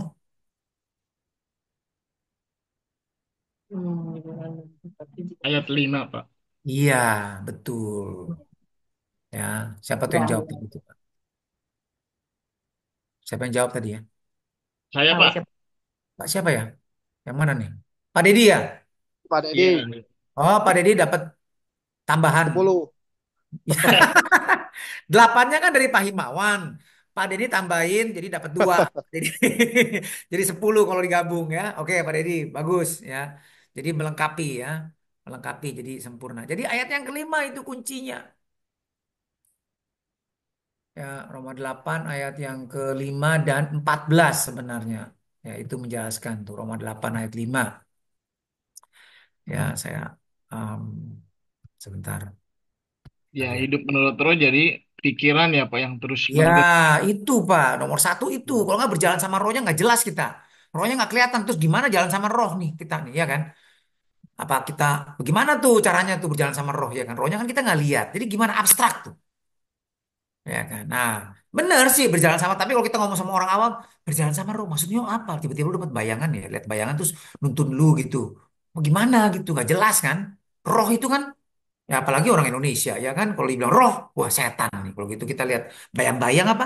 Ya kan bayang-bayangnya itu bayang-bayang putih. Jangan bayang-bayang hitam, bayang-bayang putih. Oh itu bayang-bayang putih Roh Kudus. Kalau bayang-bayang hitam itu setan ya kan. Ikutin yang bayang-bayang putih kita jalan ikutin. Wah itu kan horor namanya cerita horor ya kan. Nah bukan, tetapi artinya Roma 8 ayat 5. Sebab mereka yang hidup menurut daging memikirkan hal-hal yang dari daging. Mereka yang hidup menurut roh memikirkan hal-hal yang dari roh. Jadi mereka yang hidup menurut roh itu adalah orang-orang yang memikirkan hal-hal yang dari roh. Maksudnya apa? Hal-hal yang rohani. Hal-hal yang baik. Yang tadi Galatia tadi itu bilang ya. Oke nih Roma 8 ayat 5. Jadi eh, betul. Jadi itu kaitannya sama Galatia 5 ayat 22 25 ya, buah roh. Jadi dia memikirkan hal-hal yang baik. Jadi caranya gimana menang atas dosa? Pikir yang baik, yang mulia, pikir yang benar, yang mulia, yang baik, yang manis, yang sedap didengar, yang patut dipuji, semua yang disebut kebajikan. Pikirkan semuanya itu, maka damai sejahtera Allah akan menyertai kita. Ya, terus pikirin bagaimana kita mengampuni orang, mengasihi orang, ya kan, sukacita, damai sejahtera. Sukacita bukan karena kita dapat lotre, dapat apa rezeki nomplok, dapat pacar baru, bukan. Tetapi atau apapun lah ya, promosi jabatan, bukan itu sukacita dunia, tapi sukacita yang mulia itu adalah kita ingat betapa darah Yesus menyelamatkan kita. Kita sudah pindah dari gelap kepada terang yang ajaib. Mestinya itu membuat kita sukacita karena nama kita sudah tercatat dalam kerajaan sorga. Karena itu kita mau jaga benar-benar hati kita, harta kita supaya jangan sampai kita menyia-nyiakan kasih karunia Tuhan itu ya. Nah, jadi belajar ya untuk semakin sabar, mengampuni apa murah hati, ya kan, setia, lemah lembut, penguasaan diri, terus itu. Nah, begitu kita turun dari apa nggak begitu kita bertobat, ya kan, terus. Nah, jadi itu. Jadi caranya gimana? Pikir yang benar sesuai dengan firman Tuhan dan lihat. Nah, ini lihat yang benar, dengar yang benar. Jangan denger yang musik-musik, lagu-lagu yang nggak benar. Yang bikin orang pengen kawin, ya kan? Jangan, jangan nonton film-film yang bikin orang pengen kawin. Jangan. Akibatnya makanya jadi ngeres. Karena lihatnya yang bikin pengen kawin terus. Denger apa yang bikin orang. Karena kan lagu-lagu yang bikin orang pengen kawin ada kan? Jangan. Lagu Korea, lagu-lagu lagu-lagu apa tuh? Lagu-lagu Barat, ya kan? MTV lah, lagu-lagu yang itulah, ya kan? Itu kan bikin orang pengen kawin semua tuh lagunya. Nah, jangan. Ya kan? Nah, jangan lihat yang nggak benar, hear no evil, see no evil. Itulah. Lama-lama kita akan semakin bersih. Kalau kita terus pikirin, dengerin firman apa yang dari Tuhan. Ya, kita akan dikuatkan, ada sukacita, ada damai sejahtera. Jadi caranya gitu. Ya, memikirkan hal-hal yang dari roh. Ya, Roma 8 ayat 14 juga. Ya, nih, sini nih, Roma 8 ayat 9 juga. Tetapi kamu tidak hidup dalam daging, melainkan dalam roh. Jika memang roh adalah diam kamu. Tapi jika orang tidak memiliki roh Kristus, nah artinya ini orang yang lahir baru lah ya. Roma 8, 14. Semua orang yang dipimpin roh Allah adalah anak Allah. Jadi dipimpin roh Allah. Ya, lewat apa? Bagaimana? Bukan lewat bayang-bayang putih, bukan. Tapi lewat firman Tuhan.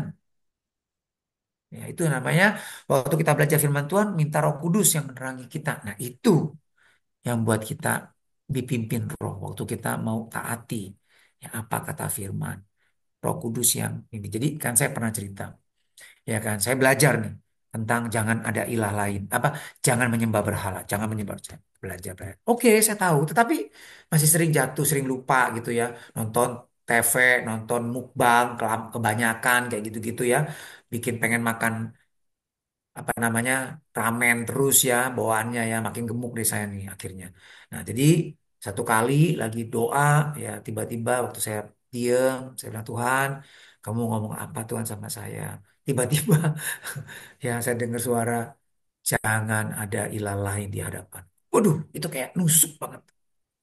Nah, itulah firman Tuhan yang saya sering renungkan beberapa minggu itu, waktu itu ya.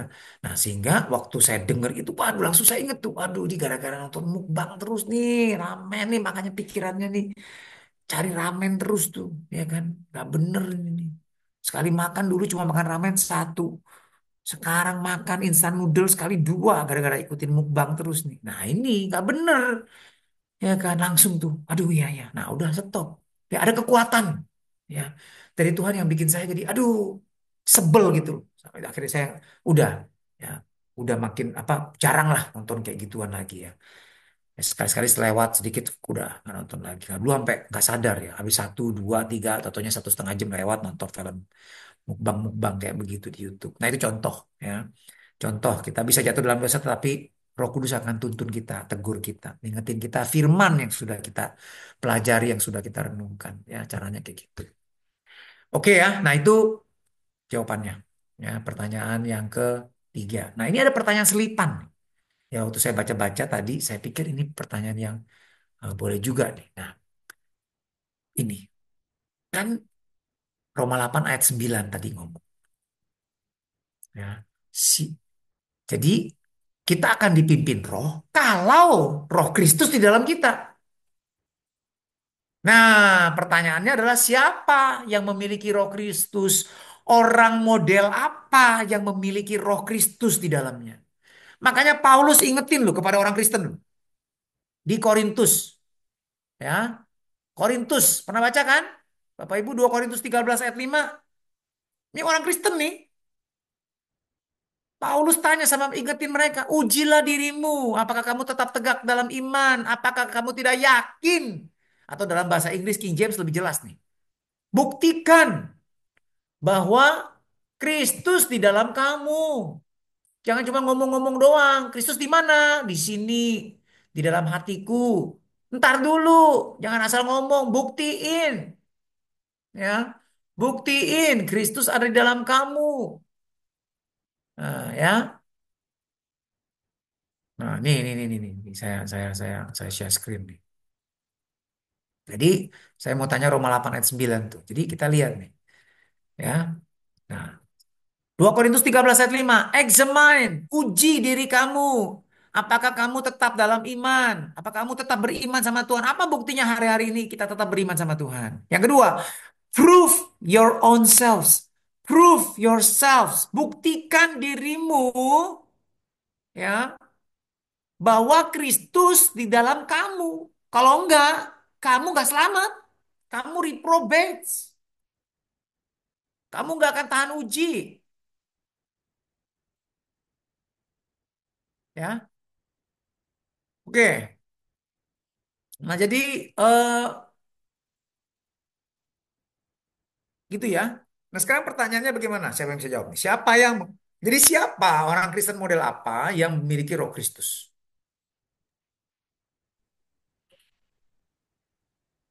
Silakan jawab. Orang yang taat kok, Orang yang taat.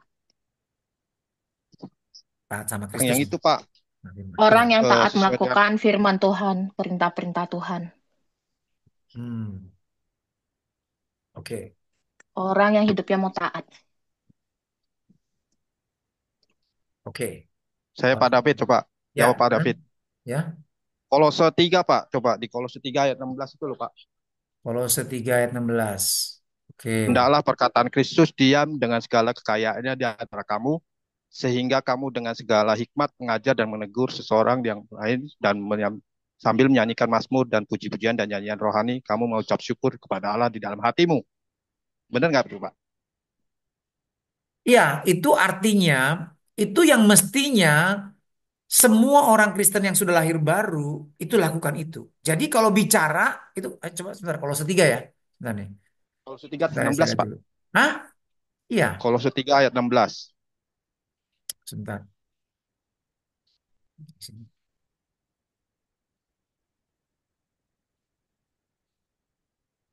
Sebentar ya.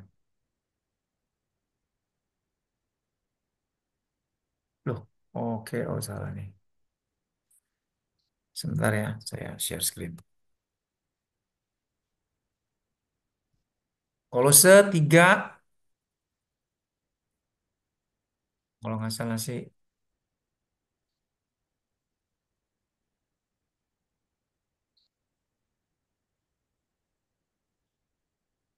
ya, hmm,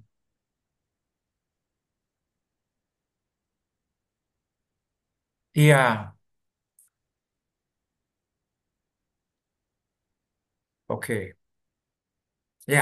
Jadi ini sebenarnya ini kan ciri orang yang ada di dalam Kristus ya. Jadi, ya, oke, ini manifestasinya. Tapi dari mana kita tahu nih kita ada dalam Kristus, ada dalam kita? Siapa orang Kristen seperti apa yang Kristus ada dalam dia? Ya oke, orang yang taat, oke. Tetapi oke lah, ya oke lah. Itu nyata lah ya. Kalau taat udah nggak bisa tak terbantahkan. Tetapi apa kalau kita nggak taat gimana? Misalnya kan kita nggak selalu taat kan? Kita jatuh dalam dosa. Apalagi yang baru jadi Kristen misalnya kan.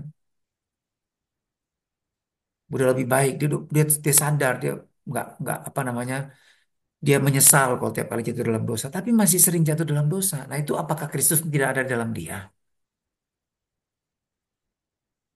Gimana tuh? Izin jawab, Pak. Ya, Orang yang lahir baru, Pak.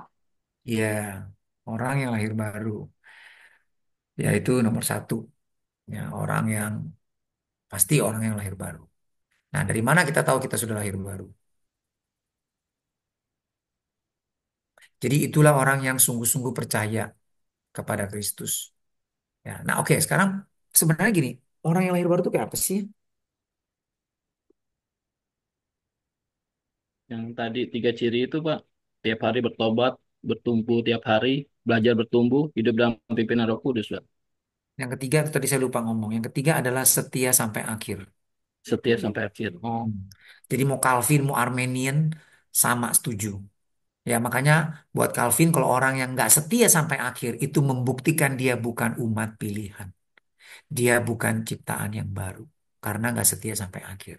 Karena kalau dia memang sudah lahir baru, makanya mereka percaya sekali selamat tetap selamat. Maksudnya adalah bukan artinya kamu udah setelah bertobat buat dosa apapun boleh tetap selamat. Enggak, itu hiper Calvin, itu salah tuh ajaran kayak gitu. Ya Rick Warren kayak gitu tuh salah tuh. Itu nggak bener tuh. Makanya anaknya bunuh diri dia bilang selamat. Itu nggak bener tuh. Orang beriman nggak akan menyerah.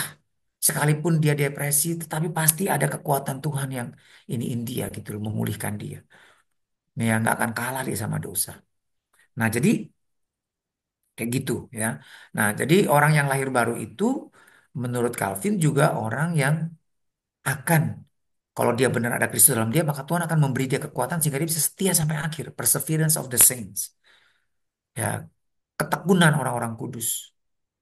Nah, jadi Armenian juga percaya pokoknya kalau karena firman Tuhan kan jelas. Siapa yang bertahan sampai kesudahan dia yang selamat. Iya kan? Siapa yang setia sampai akhir jadi pemenang selamat. Kalau kalah ya nggak menang, nggak selamat. Ya, jadi adalah jadi intinya orang yang sungguh-sungguh percaya ya orang yang sungguh percaya kepada Kristus yang taat kepadanya. Nah, jadi siapa orang yang lahir baru? Nah, orang yang lahir baru itu apa cirinya? Dua.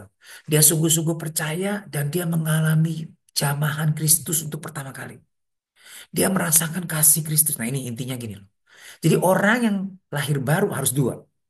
Lahir dari air dan lahir dari roh. Wah, Yohanes 3 ayat 5 nih. Ini ya tanda ini apa sih? apa bilang gejala atau apa ya. Pokoknya orang lahir baru tuh dia tandanya ini nih. Orang yang lahir baru, Yohanes 3 ya. Lihat nggak nih teman-teman? Ini saya punya isword kelihatan nggak ya? Sorry. Ini Yohanes 3 ayat 5 kelihatan nggak? Kelihatan? Kelihatan, Pak. Lihat ya, Kelihatan oke. loh. Nah, coba lihat nih ya. Jawab Yesus, aku berkata kepadamu, sesungguhnya jika seorang tidak dilahirkan dari air dan roh. Nah, ini lahir baru. Ya, nah, apa itu lahir dari air dan roh? Saya langsung aja deh ya. Nah, lahir dari air, Bapak Ibu bisa lihat di sini kalau punya isword nih bisa lihat di ayat-ayat sini penjelasannya. Tapi intinya saya bilang, lahir dari air itu adalah pertobatan karena firman Tuhan. Air itu firman menyucikan kita. Kita dibaptis, nah kalau Katolik baptis.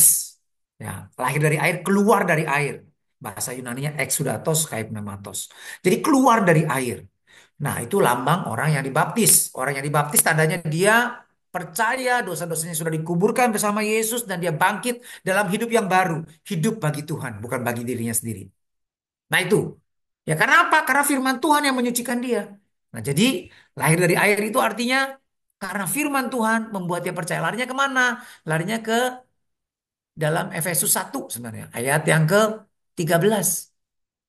Nah, jadi itu eh, eh, eh, orang yang percaya ya, dengar firman, percaya menerima Kristus. Nah, tapi lahir dari roh. Nah, ini dia. Keluar dari roh itu apa? Keluar dari roh itu, nah ini dia. Ayat 8. Angin bertiup kemana ia mau dan engkau mendengar bunyinya. Tetapi engkau tidak tahu dari mana ia datang, kemana ia pergi. Demikianlah halnya dengan tiap-tiap orang yang lahir dari roh. Artinya apa? Kata angin di sini sebenarnya kalau dalam bahasa aslinya juga roh, pneuma. Ya, dia bukan pakai angin, tetapi roh. Roh bertiup kemana ia mau dan kau mendengar bunyinya, tapi engkau tidak tahu dari mana ia datang atau kemana ia pergi. Demikianlah halnya dengan tiap-tiap orang yang lahir dari roh. Artinya, orang yang lahir dari roh adalah pertama kali dia mengalami zaman Roh Kudus. Mengalami zaman kasih Allah. Dia percaya Yesus Tuhan mengasihi dia. Tetapi waktu dia lahir baru ada pertama kali dia merasakan Tuhan benar-benar sayang dia. Dia merasakan pertama kalinya Tuhan mengasihi dia. Makanya gak heran orang lahir baru tuh nangis. Dia merasakan. Nah, jadi orang yang lahir baru bukan berarti udah sekali terus udah ya. Enggak, dia akan terus menerus makin lama. Dia akan makin akrab sama Tuhan. Dia terus menerus mengalami kasih Tuhan, jamahan Tuhan. Makanya firman Tuhan berkata, orang tidak dapat mengasihi Tuhan kalau dia tidak terlebih dahulu dikasihi oleh Tuhan. Nah, itu dia. Kita bisa mengasihi Tuhan dengan benar kalau kita pernah lahir baru, yaitu pernah untuk pertama kali mengalami jamahan kasih Tuhan. Ya, nah jadi itu lahir baru. Jadi ciri orang yang memiliki Roh Kristus adalah orang yang lahir baru, yaitu orang yang sungguh percaya kepada Yesus yang taat kepadanya. Ya, nah yang kedua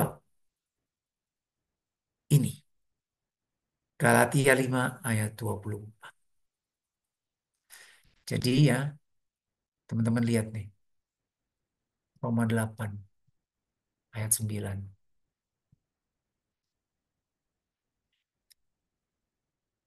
Orang yang jadi gini, tetapi kamu yang tidak hidup menurut daging, melainkan dalam roh, jika memang roh Allah diam di dalam kamu.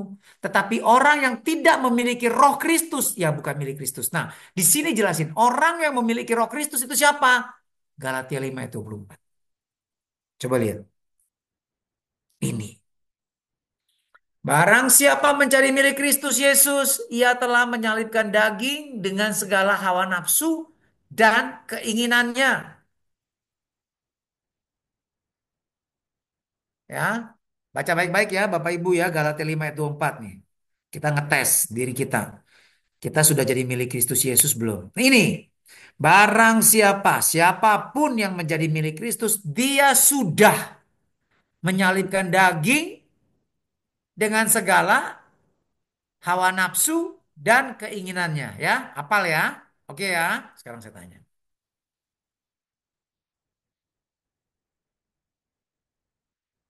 Coba raise hand ya. Siapa yang sudah jadi milik Kristus Yesus? Boleh raise hand. Bukan, maksud saya klik klik emoticon itu apa maksudnya tuh klik jangan angkat tangan di sini. Saya kan nggak bisa. Nah, itu kayak Pak Hima Herman tuh. Ayo, siapa lagi? Yang sudah jadi milik Kristus. Hah? Kok sedikit? Nanti saya tanya yang nggak resen saya tanya lu nanti. Tapi kalau resen semua saya jangan tanya juga nanti. Salah satu saya random. Ya. Oke ya, jadi semuanya coba saya tanya, lihat dulu nih, ada nggak yang nggak angkat tangan nih? Semua angkat tangan ya? Ada nggak yang nggak angkat tangan nih? Banyak nih yang nggak angkat tangan nih. Pak Ongki, Ongki Morin nggak angkat tangan nih. Morin bukan bukan milik Kristus ya? Milik siapa tuh? Pak Ongki, Saya cari nggak ketemu. Pengen angkat tangan tapi nggak tahu cara resen gimana ya? Udah. itu kan ada apa tuh? Ada React. Yang pakai YouTube, yang pakai Oh, apa oke. namanya? Apa namanya? Oke, udah ketemu Pak. Makasih. Ya, oke.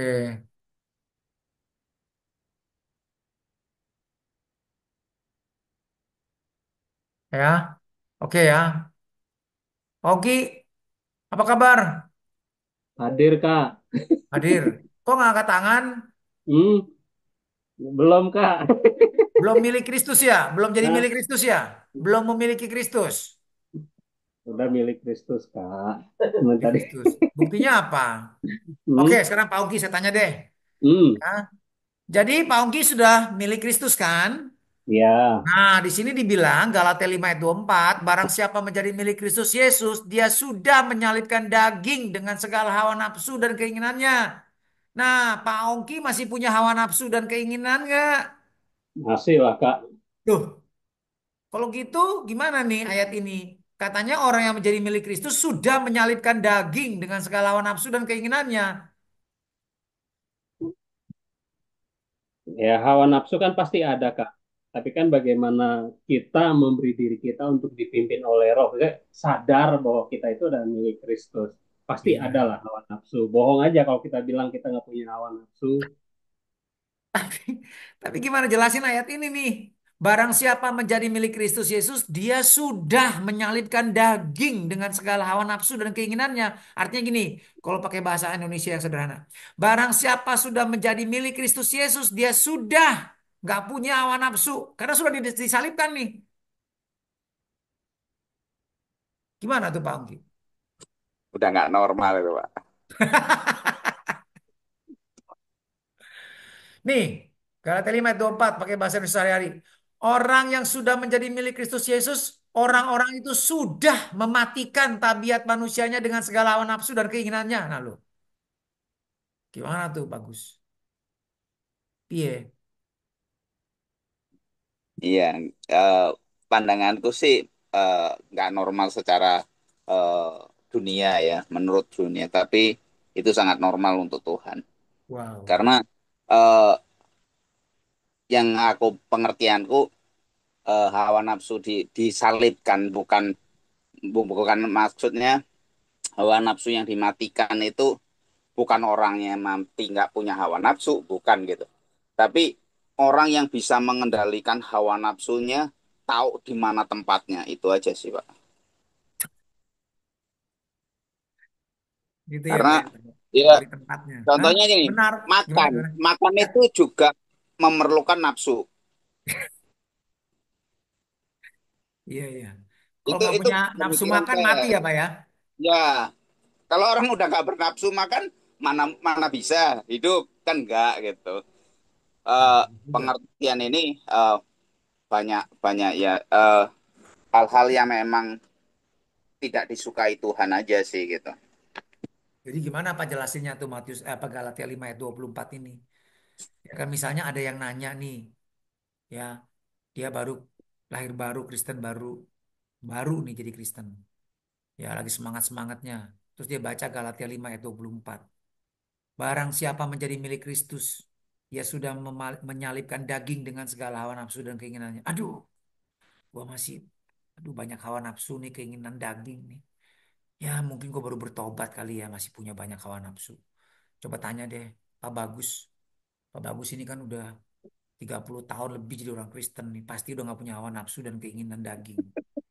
Ya dong, dia tanya dong, Pak Bagus gimana nih PKI saya? Bapak pastilah udah 30 tahun pasti udah nggak punya hawa nafsu dan keinginan daging kan? Pak Bagus mah saya lihat luar biasa, semangat melayani Tuhan, ya udah menjadi milik Kristus pasti, ya makanya sudah saya ini masih baru Pak, jadi masih punya banyak hawa nafsu dan keinginan daging. Caranya gimana Pak sampai kayak Pak Bagus nggak punya hawa nafsu dan keinginan daging? Nah, gimana jawabnya Pak? Ya kan karena aku melihat di hawa nafsu ini contoh contoh yang paling gampang itu gampang marah karena orang marah itu yang dipikirin adalah diri sendiri. Eh, Kalau dia bisa mengendalikan hal itu, mematikan itu, orang itu bisa mengendalikan amarahnya itu.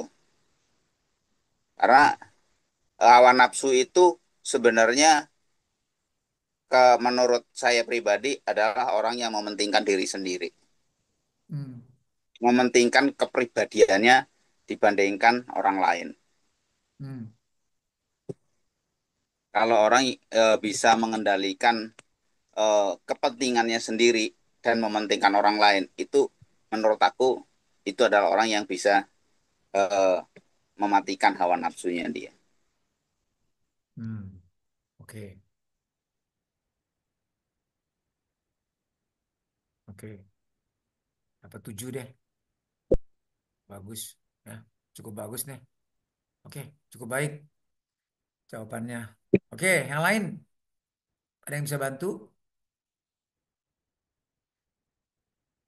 Gimana tuh Galatia 5 itu 4? Barang siapa menjadi milik Kristus, dia sudah Izin menyalibkan jawab, daging. Kak. Ya, silakan. Orang yang membunuh kedagingannya setiap hari dan memulai harinya dengan hidup dengan pimpinan roh. Hmm, ya. Jadi gimana? Membunuh tiap hari? Maksudnya Gimana? menyalipkan dagingnya setiap hari Oh, ya bagus. Siapa namanya dan Pak? memulai hari-hari hidupnya itu dengan roh. Doni ya? Iya, Pak. Mantap. Oke, tapi kan di sini bilangnya kan telah, bukan terus menyalipkan daging. Memang benar. Apa yang dimaksud ayat ini sebenarnya itu. Tiap hari mematikan. Itu benar. Ya, itu yang benar. Tetapi masalahnya kan di sini secara gramatikal ia telah menyalipkan daging dengan segala hawa nafsu dan keinginannya. Ya, kalau kita lihat di dalam apa namanya di dalam ini ya, kalau kita lihat nih kata kerjanya di sini, ya menyalipkan itu adalah ini nih, ya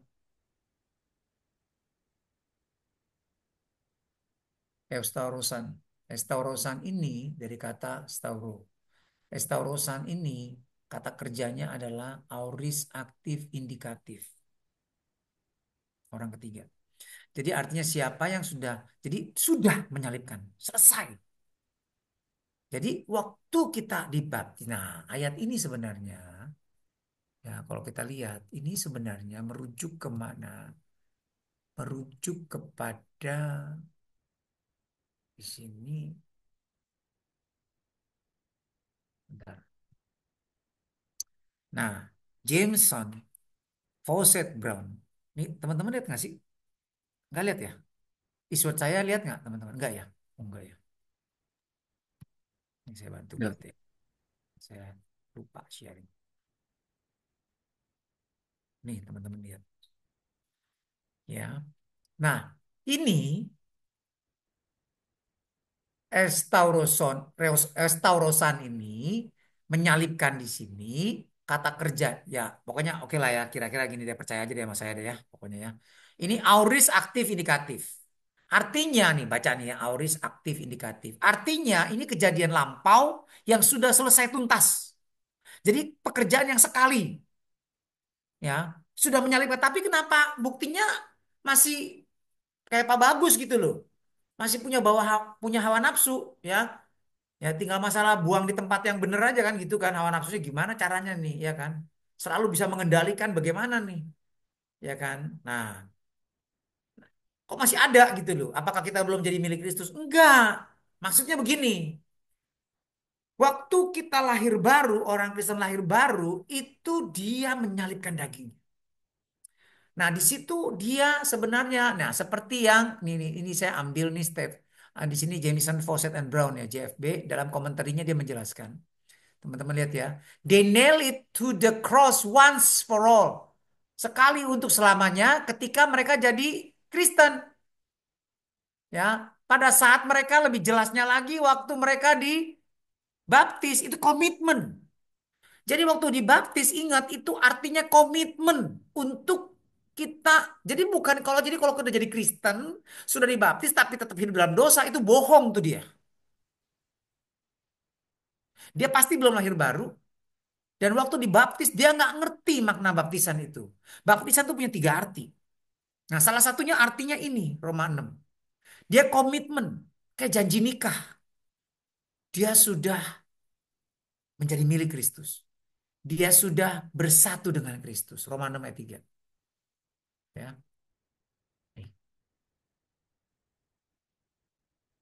Atau tidak tahukah kamu bahwa kita semua yang telah dibaptis dalam Kristus telah dibaptis dalam kematiannya? Dengan demikian kita telah dikuburkan bersama-sama dengan dia oleh baptisan dalam kematian. Jadi kita sudah mati, sudah disalib. Nah, sudah itu komitmen. Ya. Makanya harus terus. Tapi bukan berarti karena kita masih hidup. Kalau kita udah mati ya, Timotius mati ya udah selesai nggak ada daging. Tapi benar tadi siapa tuh Pak Doni yang ngomong. Selama kita hidup dalam daging ini masih ada hawa nafsu. Maka kita ingat kayak orang nikah kan. Janji nikah hidup semati, ya kan. Tetapi kan itu kan janji nih sekali nih, ya kan. Tapi itu harus dijalanin terus. Janji itu harus dihidupi terus gitu loh maksudnya. Ya, makanya ini Paulus Roma 6 ini sedang menegur, sedang mengingatkan supaya kasih karunia Tuhan itu enggak. Jadi gini, jika demikian apakah hendak kita katakan, bolehkah kita bertekun dalam dosa karena kita dalam kasih karunia? Oh enggak apa-apa, kasih karunia Tuhan tetap mengasihi kita apapun yang terjadi. Iya benar, tapi jangan salah loh. Tuhan membuang pendosa itu ke neraka. Ya, jadi kalau gitu terus aja kasih karunia kan ini buat dosa aja tuh semakin kelihatan kasih karunia. Gila lu buat jahat lu. Orang lain agama lain mesti hidup saleh. Lu orang Kristen tetap buat dosa. Oh, enggak apa-apa. Itu buktinya kasih karunia Tuhan luar biasa kan. Gue udah jahat begini tuh saya tetap diampuni. Itu hebat Tuhan Yesus. Bukan. Itu namanya mempermalukan nama Tuhan itu namanya. Iya kan? Nah, orang Kristen nggak boleh begitu. Sekali-kali tidak. Nggak boleh kita main-main hidup dalam dosa. Ya kan? Kenapa? Karena ada kuasa Yesus kok. Kamu sudah komitmen dan kuasa Yesus darahnya sudah mematikan kuasa dosa kok. Nah, tapi masih bisa buat dosa. Tapi kamu nggak akan dikuasai dosa. Itu maksudnya. Ya, jadi kamu kan inget dong. Kamu kan dulu dari baptis nih. Ini janji. Seperti janji nikah. Nggak boleh. Dengan demikian kita sudah dikuburkan. Nah, dalam baptisan oleh baptisan dalam kematian supaya sama seperti Kristus telah dibangkitkan dari orang mati dari dosa oleh kemuliaan Bapa demikian juga kita akan hidup dalam hidup yang baru. Nah, ini yang baru. Sebab jika kita setelah menjadi satu dengan apa yang sama dengan kematiannya, kita juga akan menjadi satu dengan apa yang sama dengan kebangkitannya. Karena kita tahu bahwa manusia lama kita telah turut disalibkan supaya tubuh dosa kita hilang kuasanya. Nah, tetapi masih bisa buat dosa. Makanya jangan kita menghambakan diri lagi kepada dosa. Ya. Jadi kira-kira kayak gitu, Pak. Galatia 5 ayat 24 itu benar tuh. Walaupun bahasanya aslinya, gramatikanya, bahasa Yunaninya artinya sudah terjadi, tetapi itu seperti Roma 6 ayat 34 bilang. Komitmen pertama. Tapi harus terus-menerus membunuh. Terus-menerus bertobat. Terus-menerus. Kalau nggak begitu, ya artinya lu omong-omong doang. Nggak benar itu Kristennya. Ya. Oke. Jadi sampai di sini ya. Jam berapa nih? 24.7 ya. Waduh. Udah ada 2 yang hilang ya. 101 masih semangat. Puji Tuhan. Bagus. Oke. Jadi sampai di sini ya kita sudah jawab 4 pertanyaan. Nanti saya kasih PDF-nya. Ya ada kesimpulannya. Jadi nah setelah kita bahas ini semua kita harus buat sintesisnya. Artinya rangkuman. Ya, setelah kita gali, nah jadi ini cara belajar Alkitab nih Bapak Ibu, teman-teman. Ya, jadi setelah kita jawab semua nih satu-satu pertanyaannya, nah setelah ini hasilnya apa nih? Setelah kita gali semua nih, oke satu-satu nih, apa nih? Bagaimana penerapannya? Nah ini penerapannya contohnya. Ya, ah, screen ya.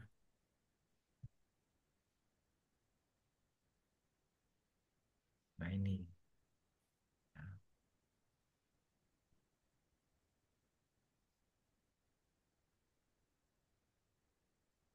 bisa, bisa. Nah jadi, nah ini kesimpulannya. Ya, apa pesan firman Tuhan yang kita dapat dari perikop ini dari Roma 8 ayat 1-11? Pertama, tidak ada lagi kutuk dan penghukuman bagi orang yang ada dalam Kristus, yaitu anak-anak Tuhan yang hidup menurut pimpinan Roh Kudus. Kedua, kita menjadi anak Tuhan dengan menyambut Kristus sebagai Tuhan dan Juru Selamat atas dosa-dosa yang membuat kita binasa dan terus-menerus hidup dalam terang pertobatan.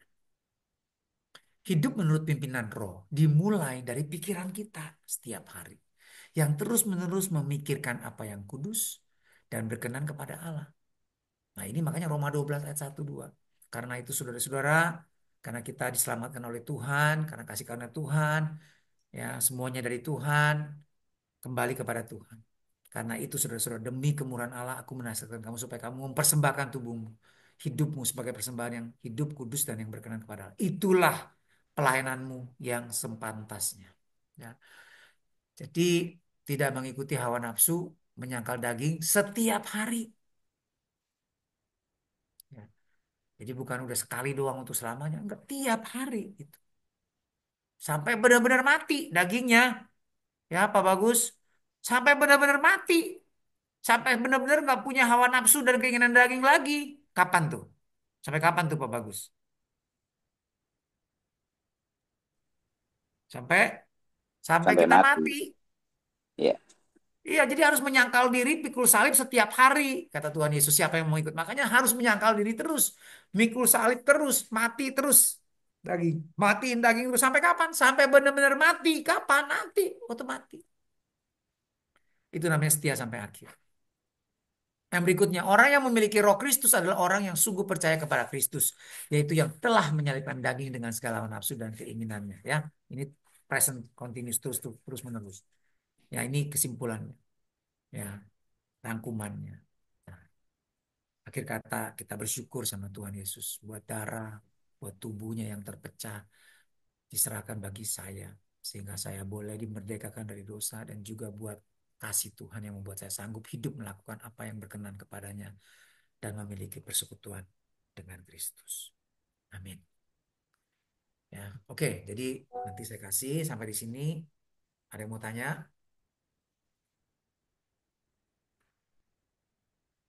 Nah, ke depannya nanti ada pertanyaan lagi ya. Nanti Roma 8 ayat 12 sampai eh, 17 ya, cuman 6 ayat.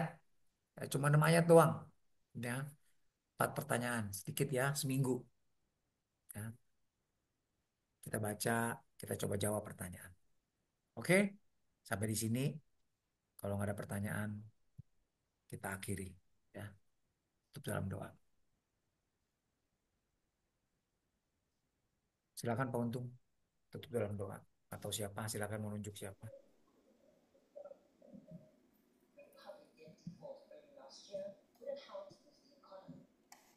Oke, Pak.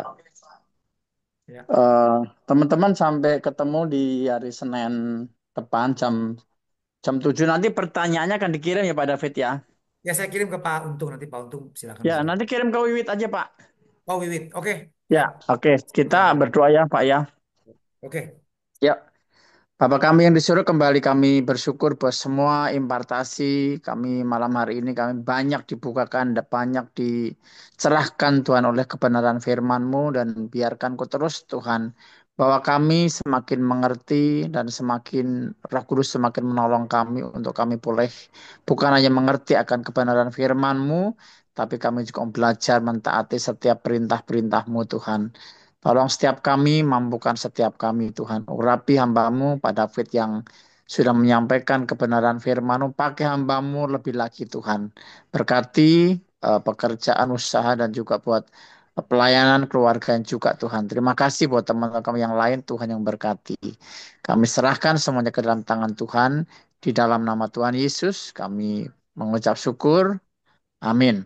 Baik, Amin. selamat malam semuanya. Sampai ketemu di hari Semuanya. Senin mendatang. Yes. Tuhan berkati. Terima kasih Terima Pak kasih David. Bapak Terima kasih Pak Sudi. David. Terima Oh, kasih Terima banyak. kasih, Pak David. Terima kasih Selamat banyak, Tuhan malam berkati. semua. Pak Untung, thank you Pak Terima David. kasih. Terima kasih.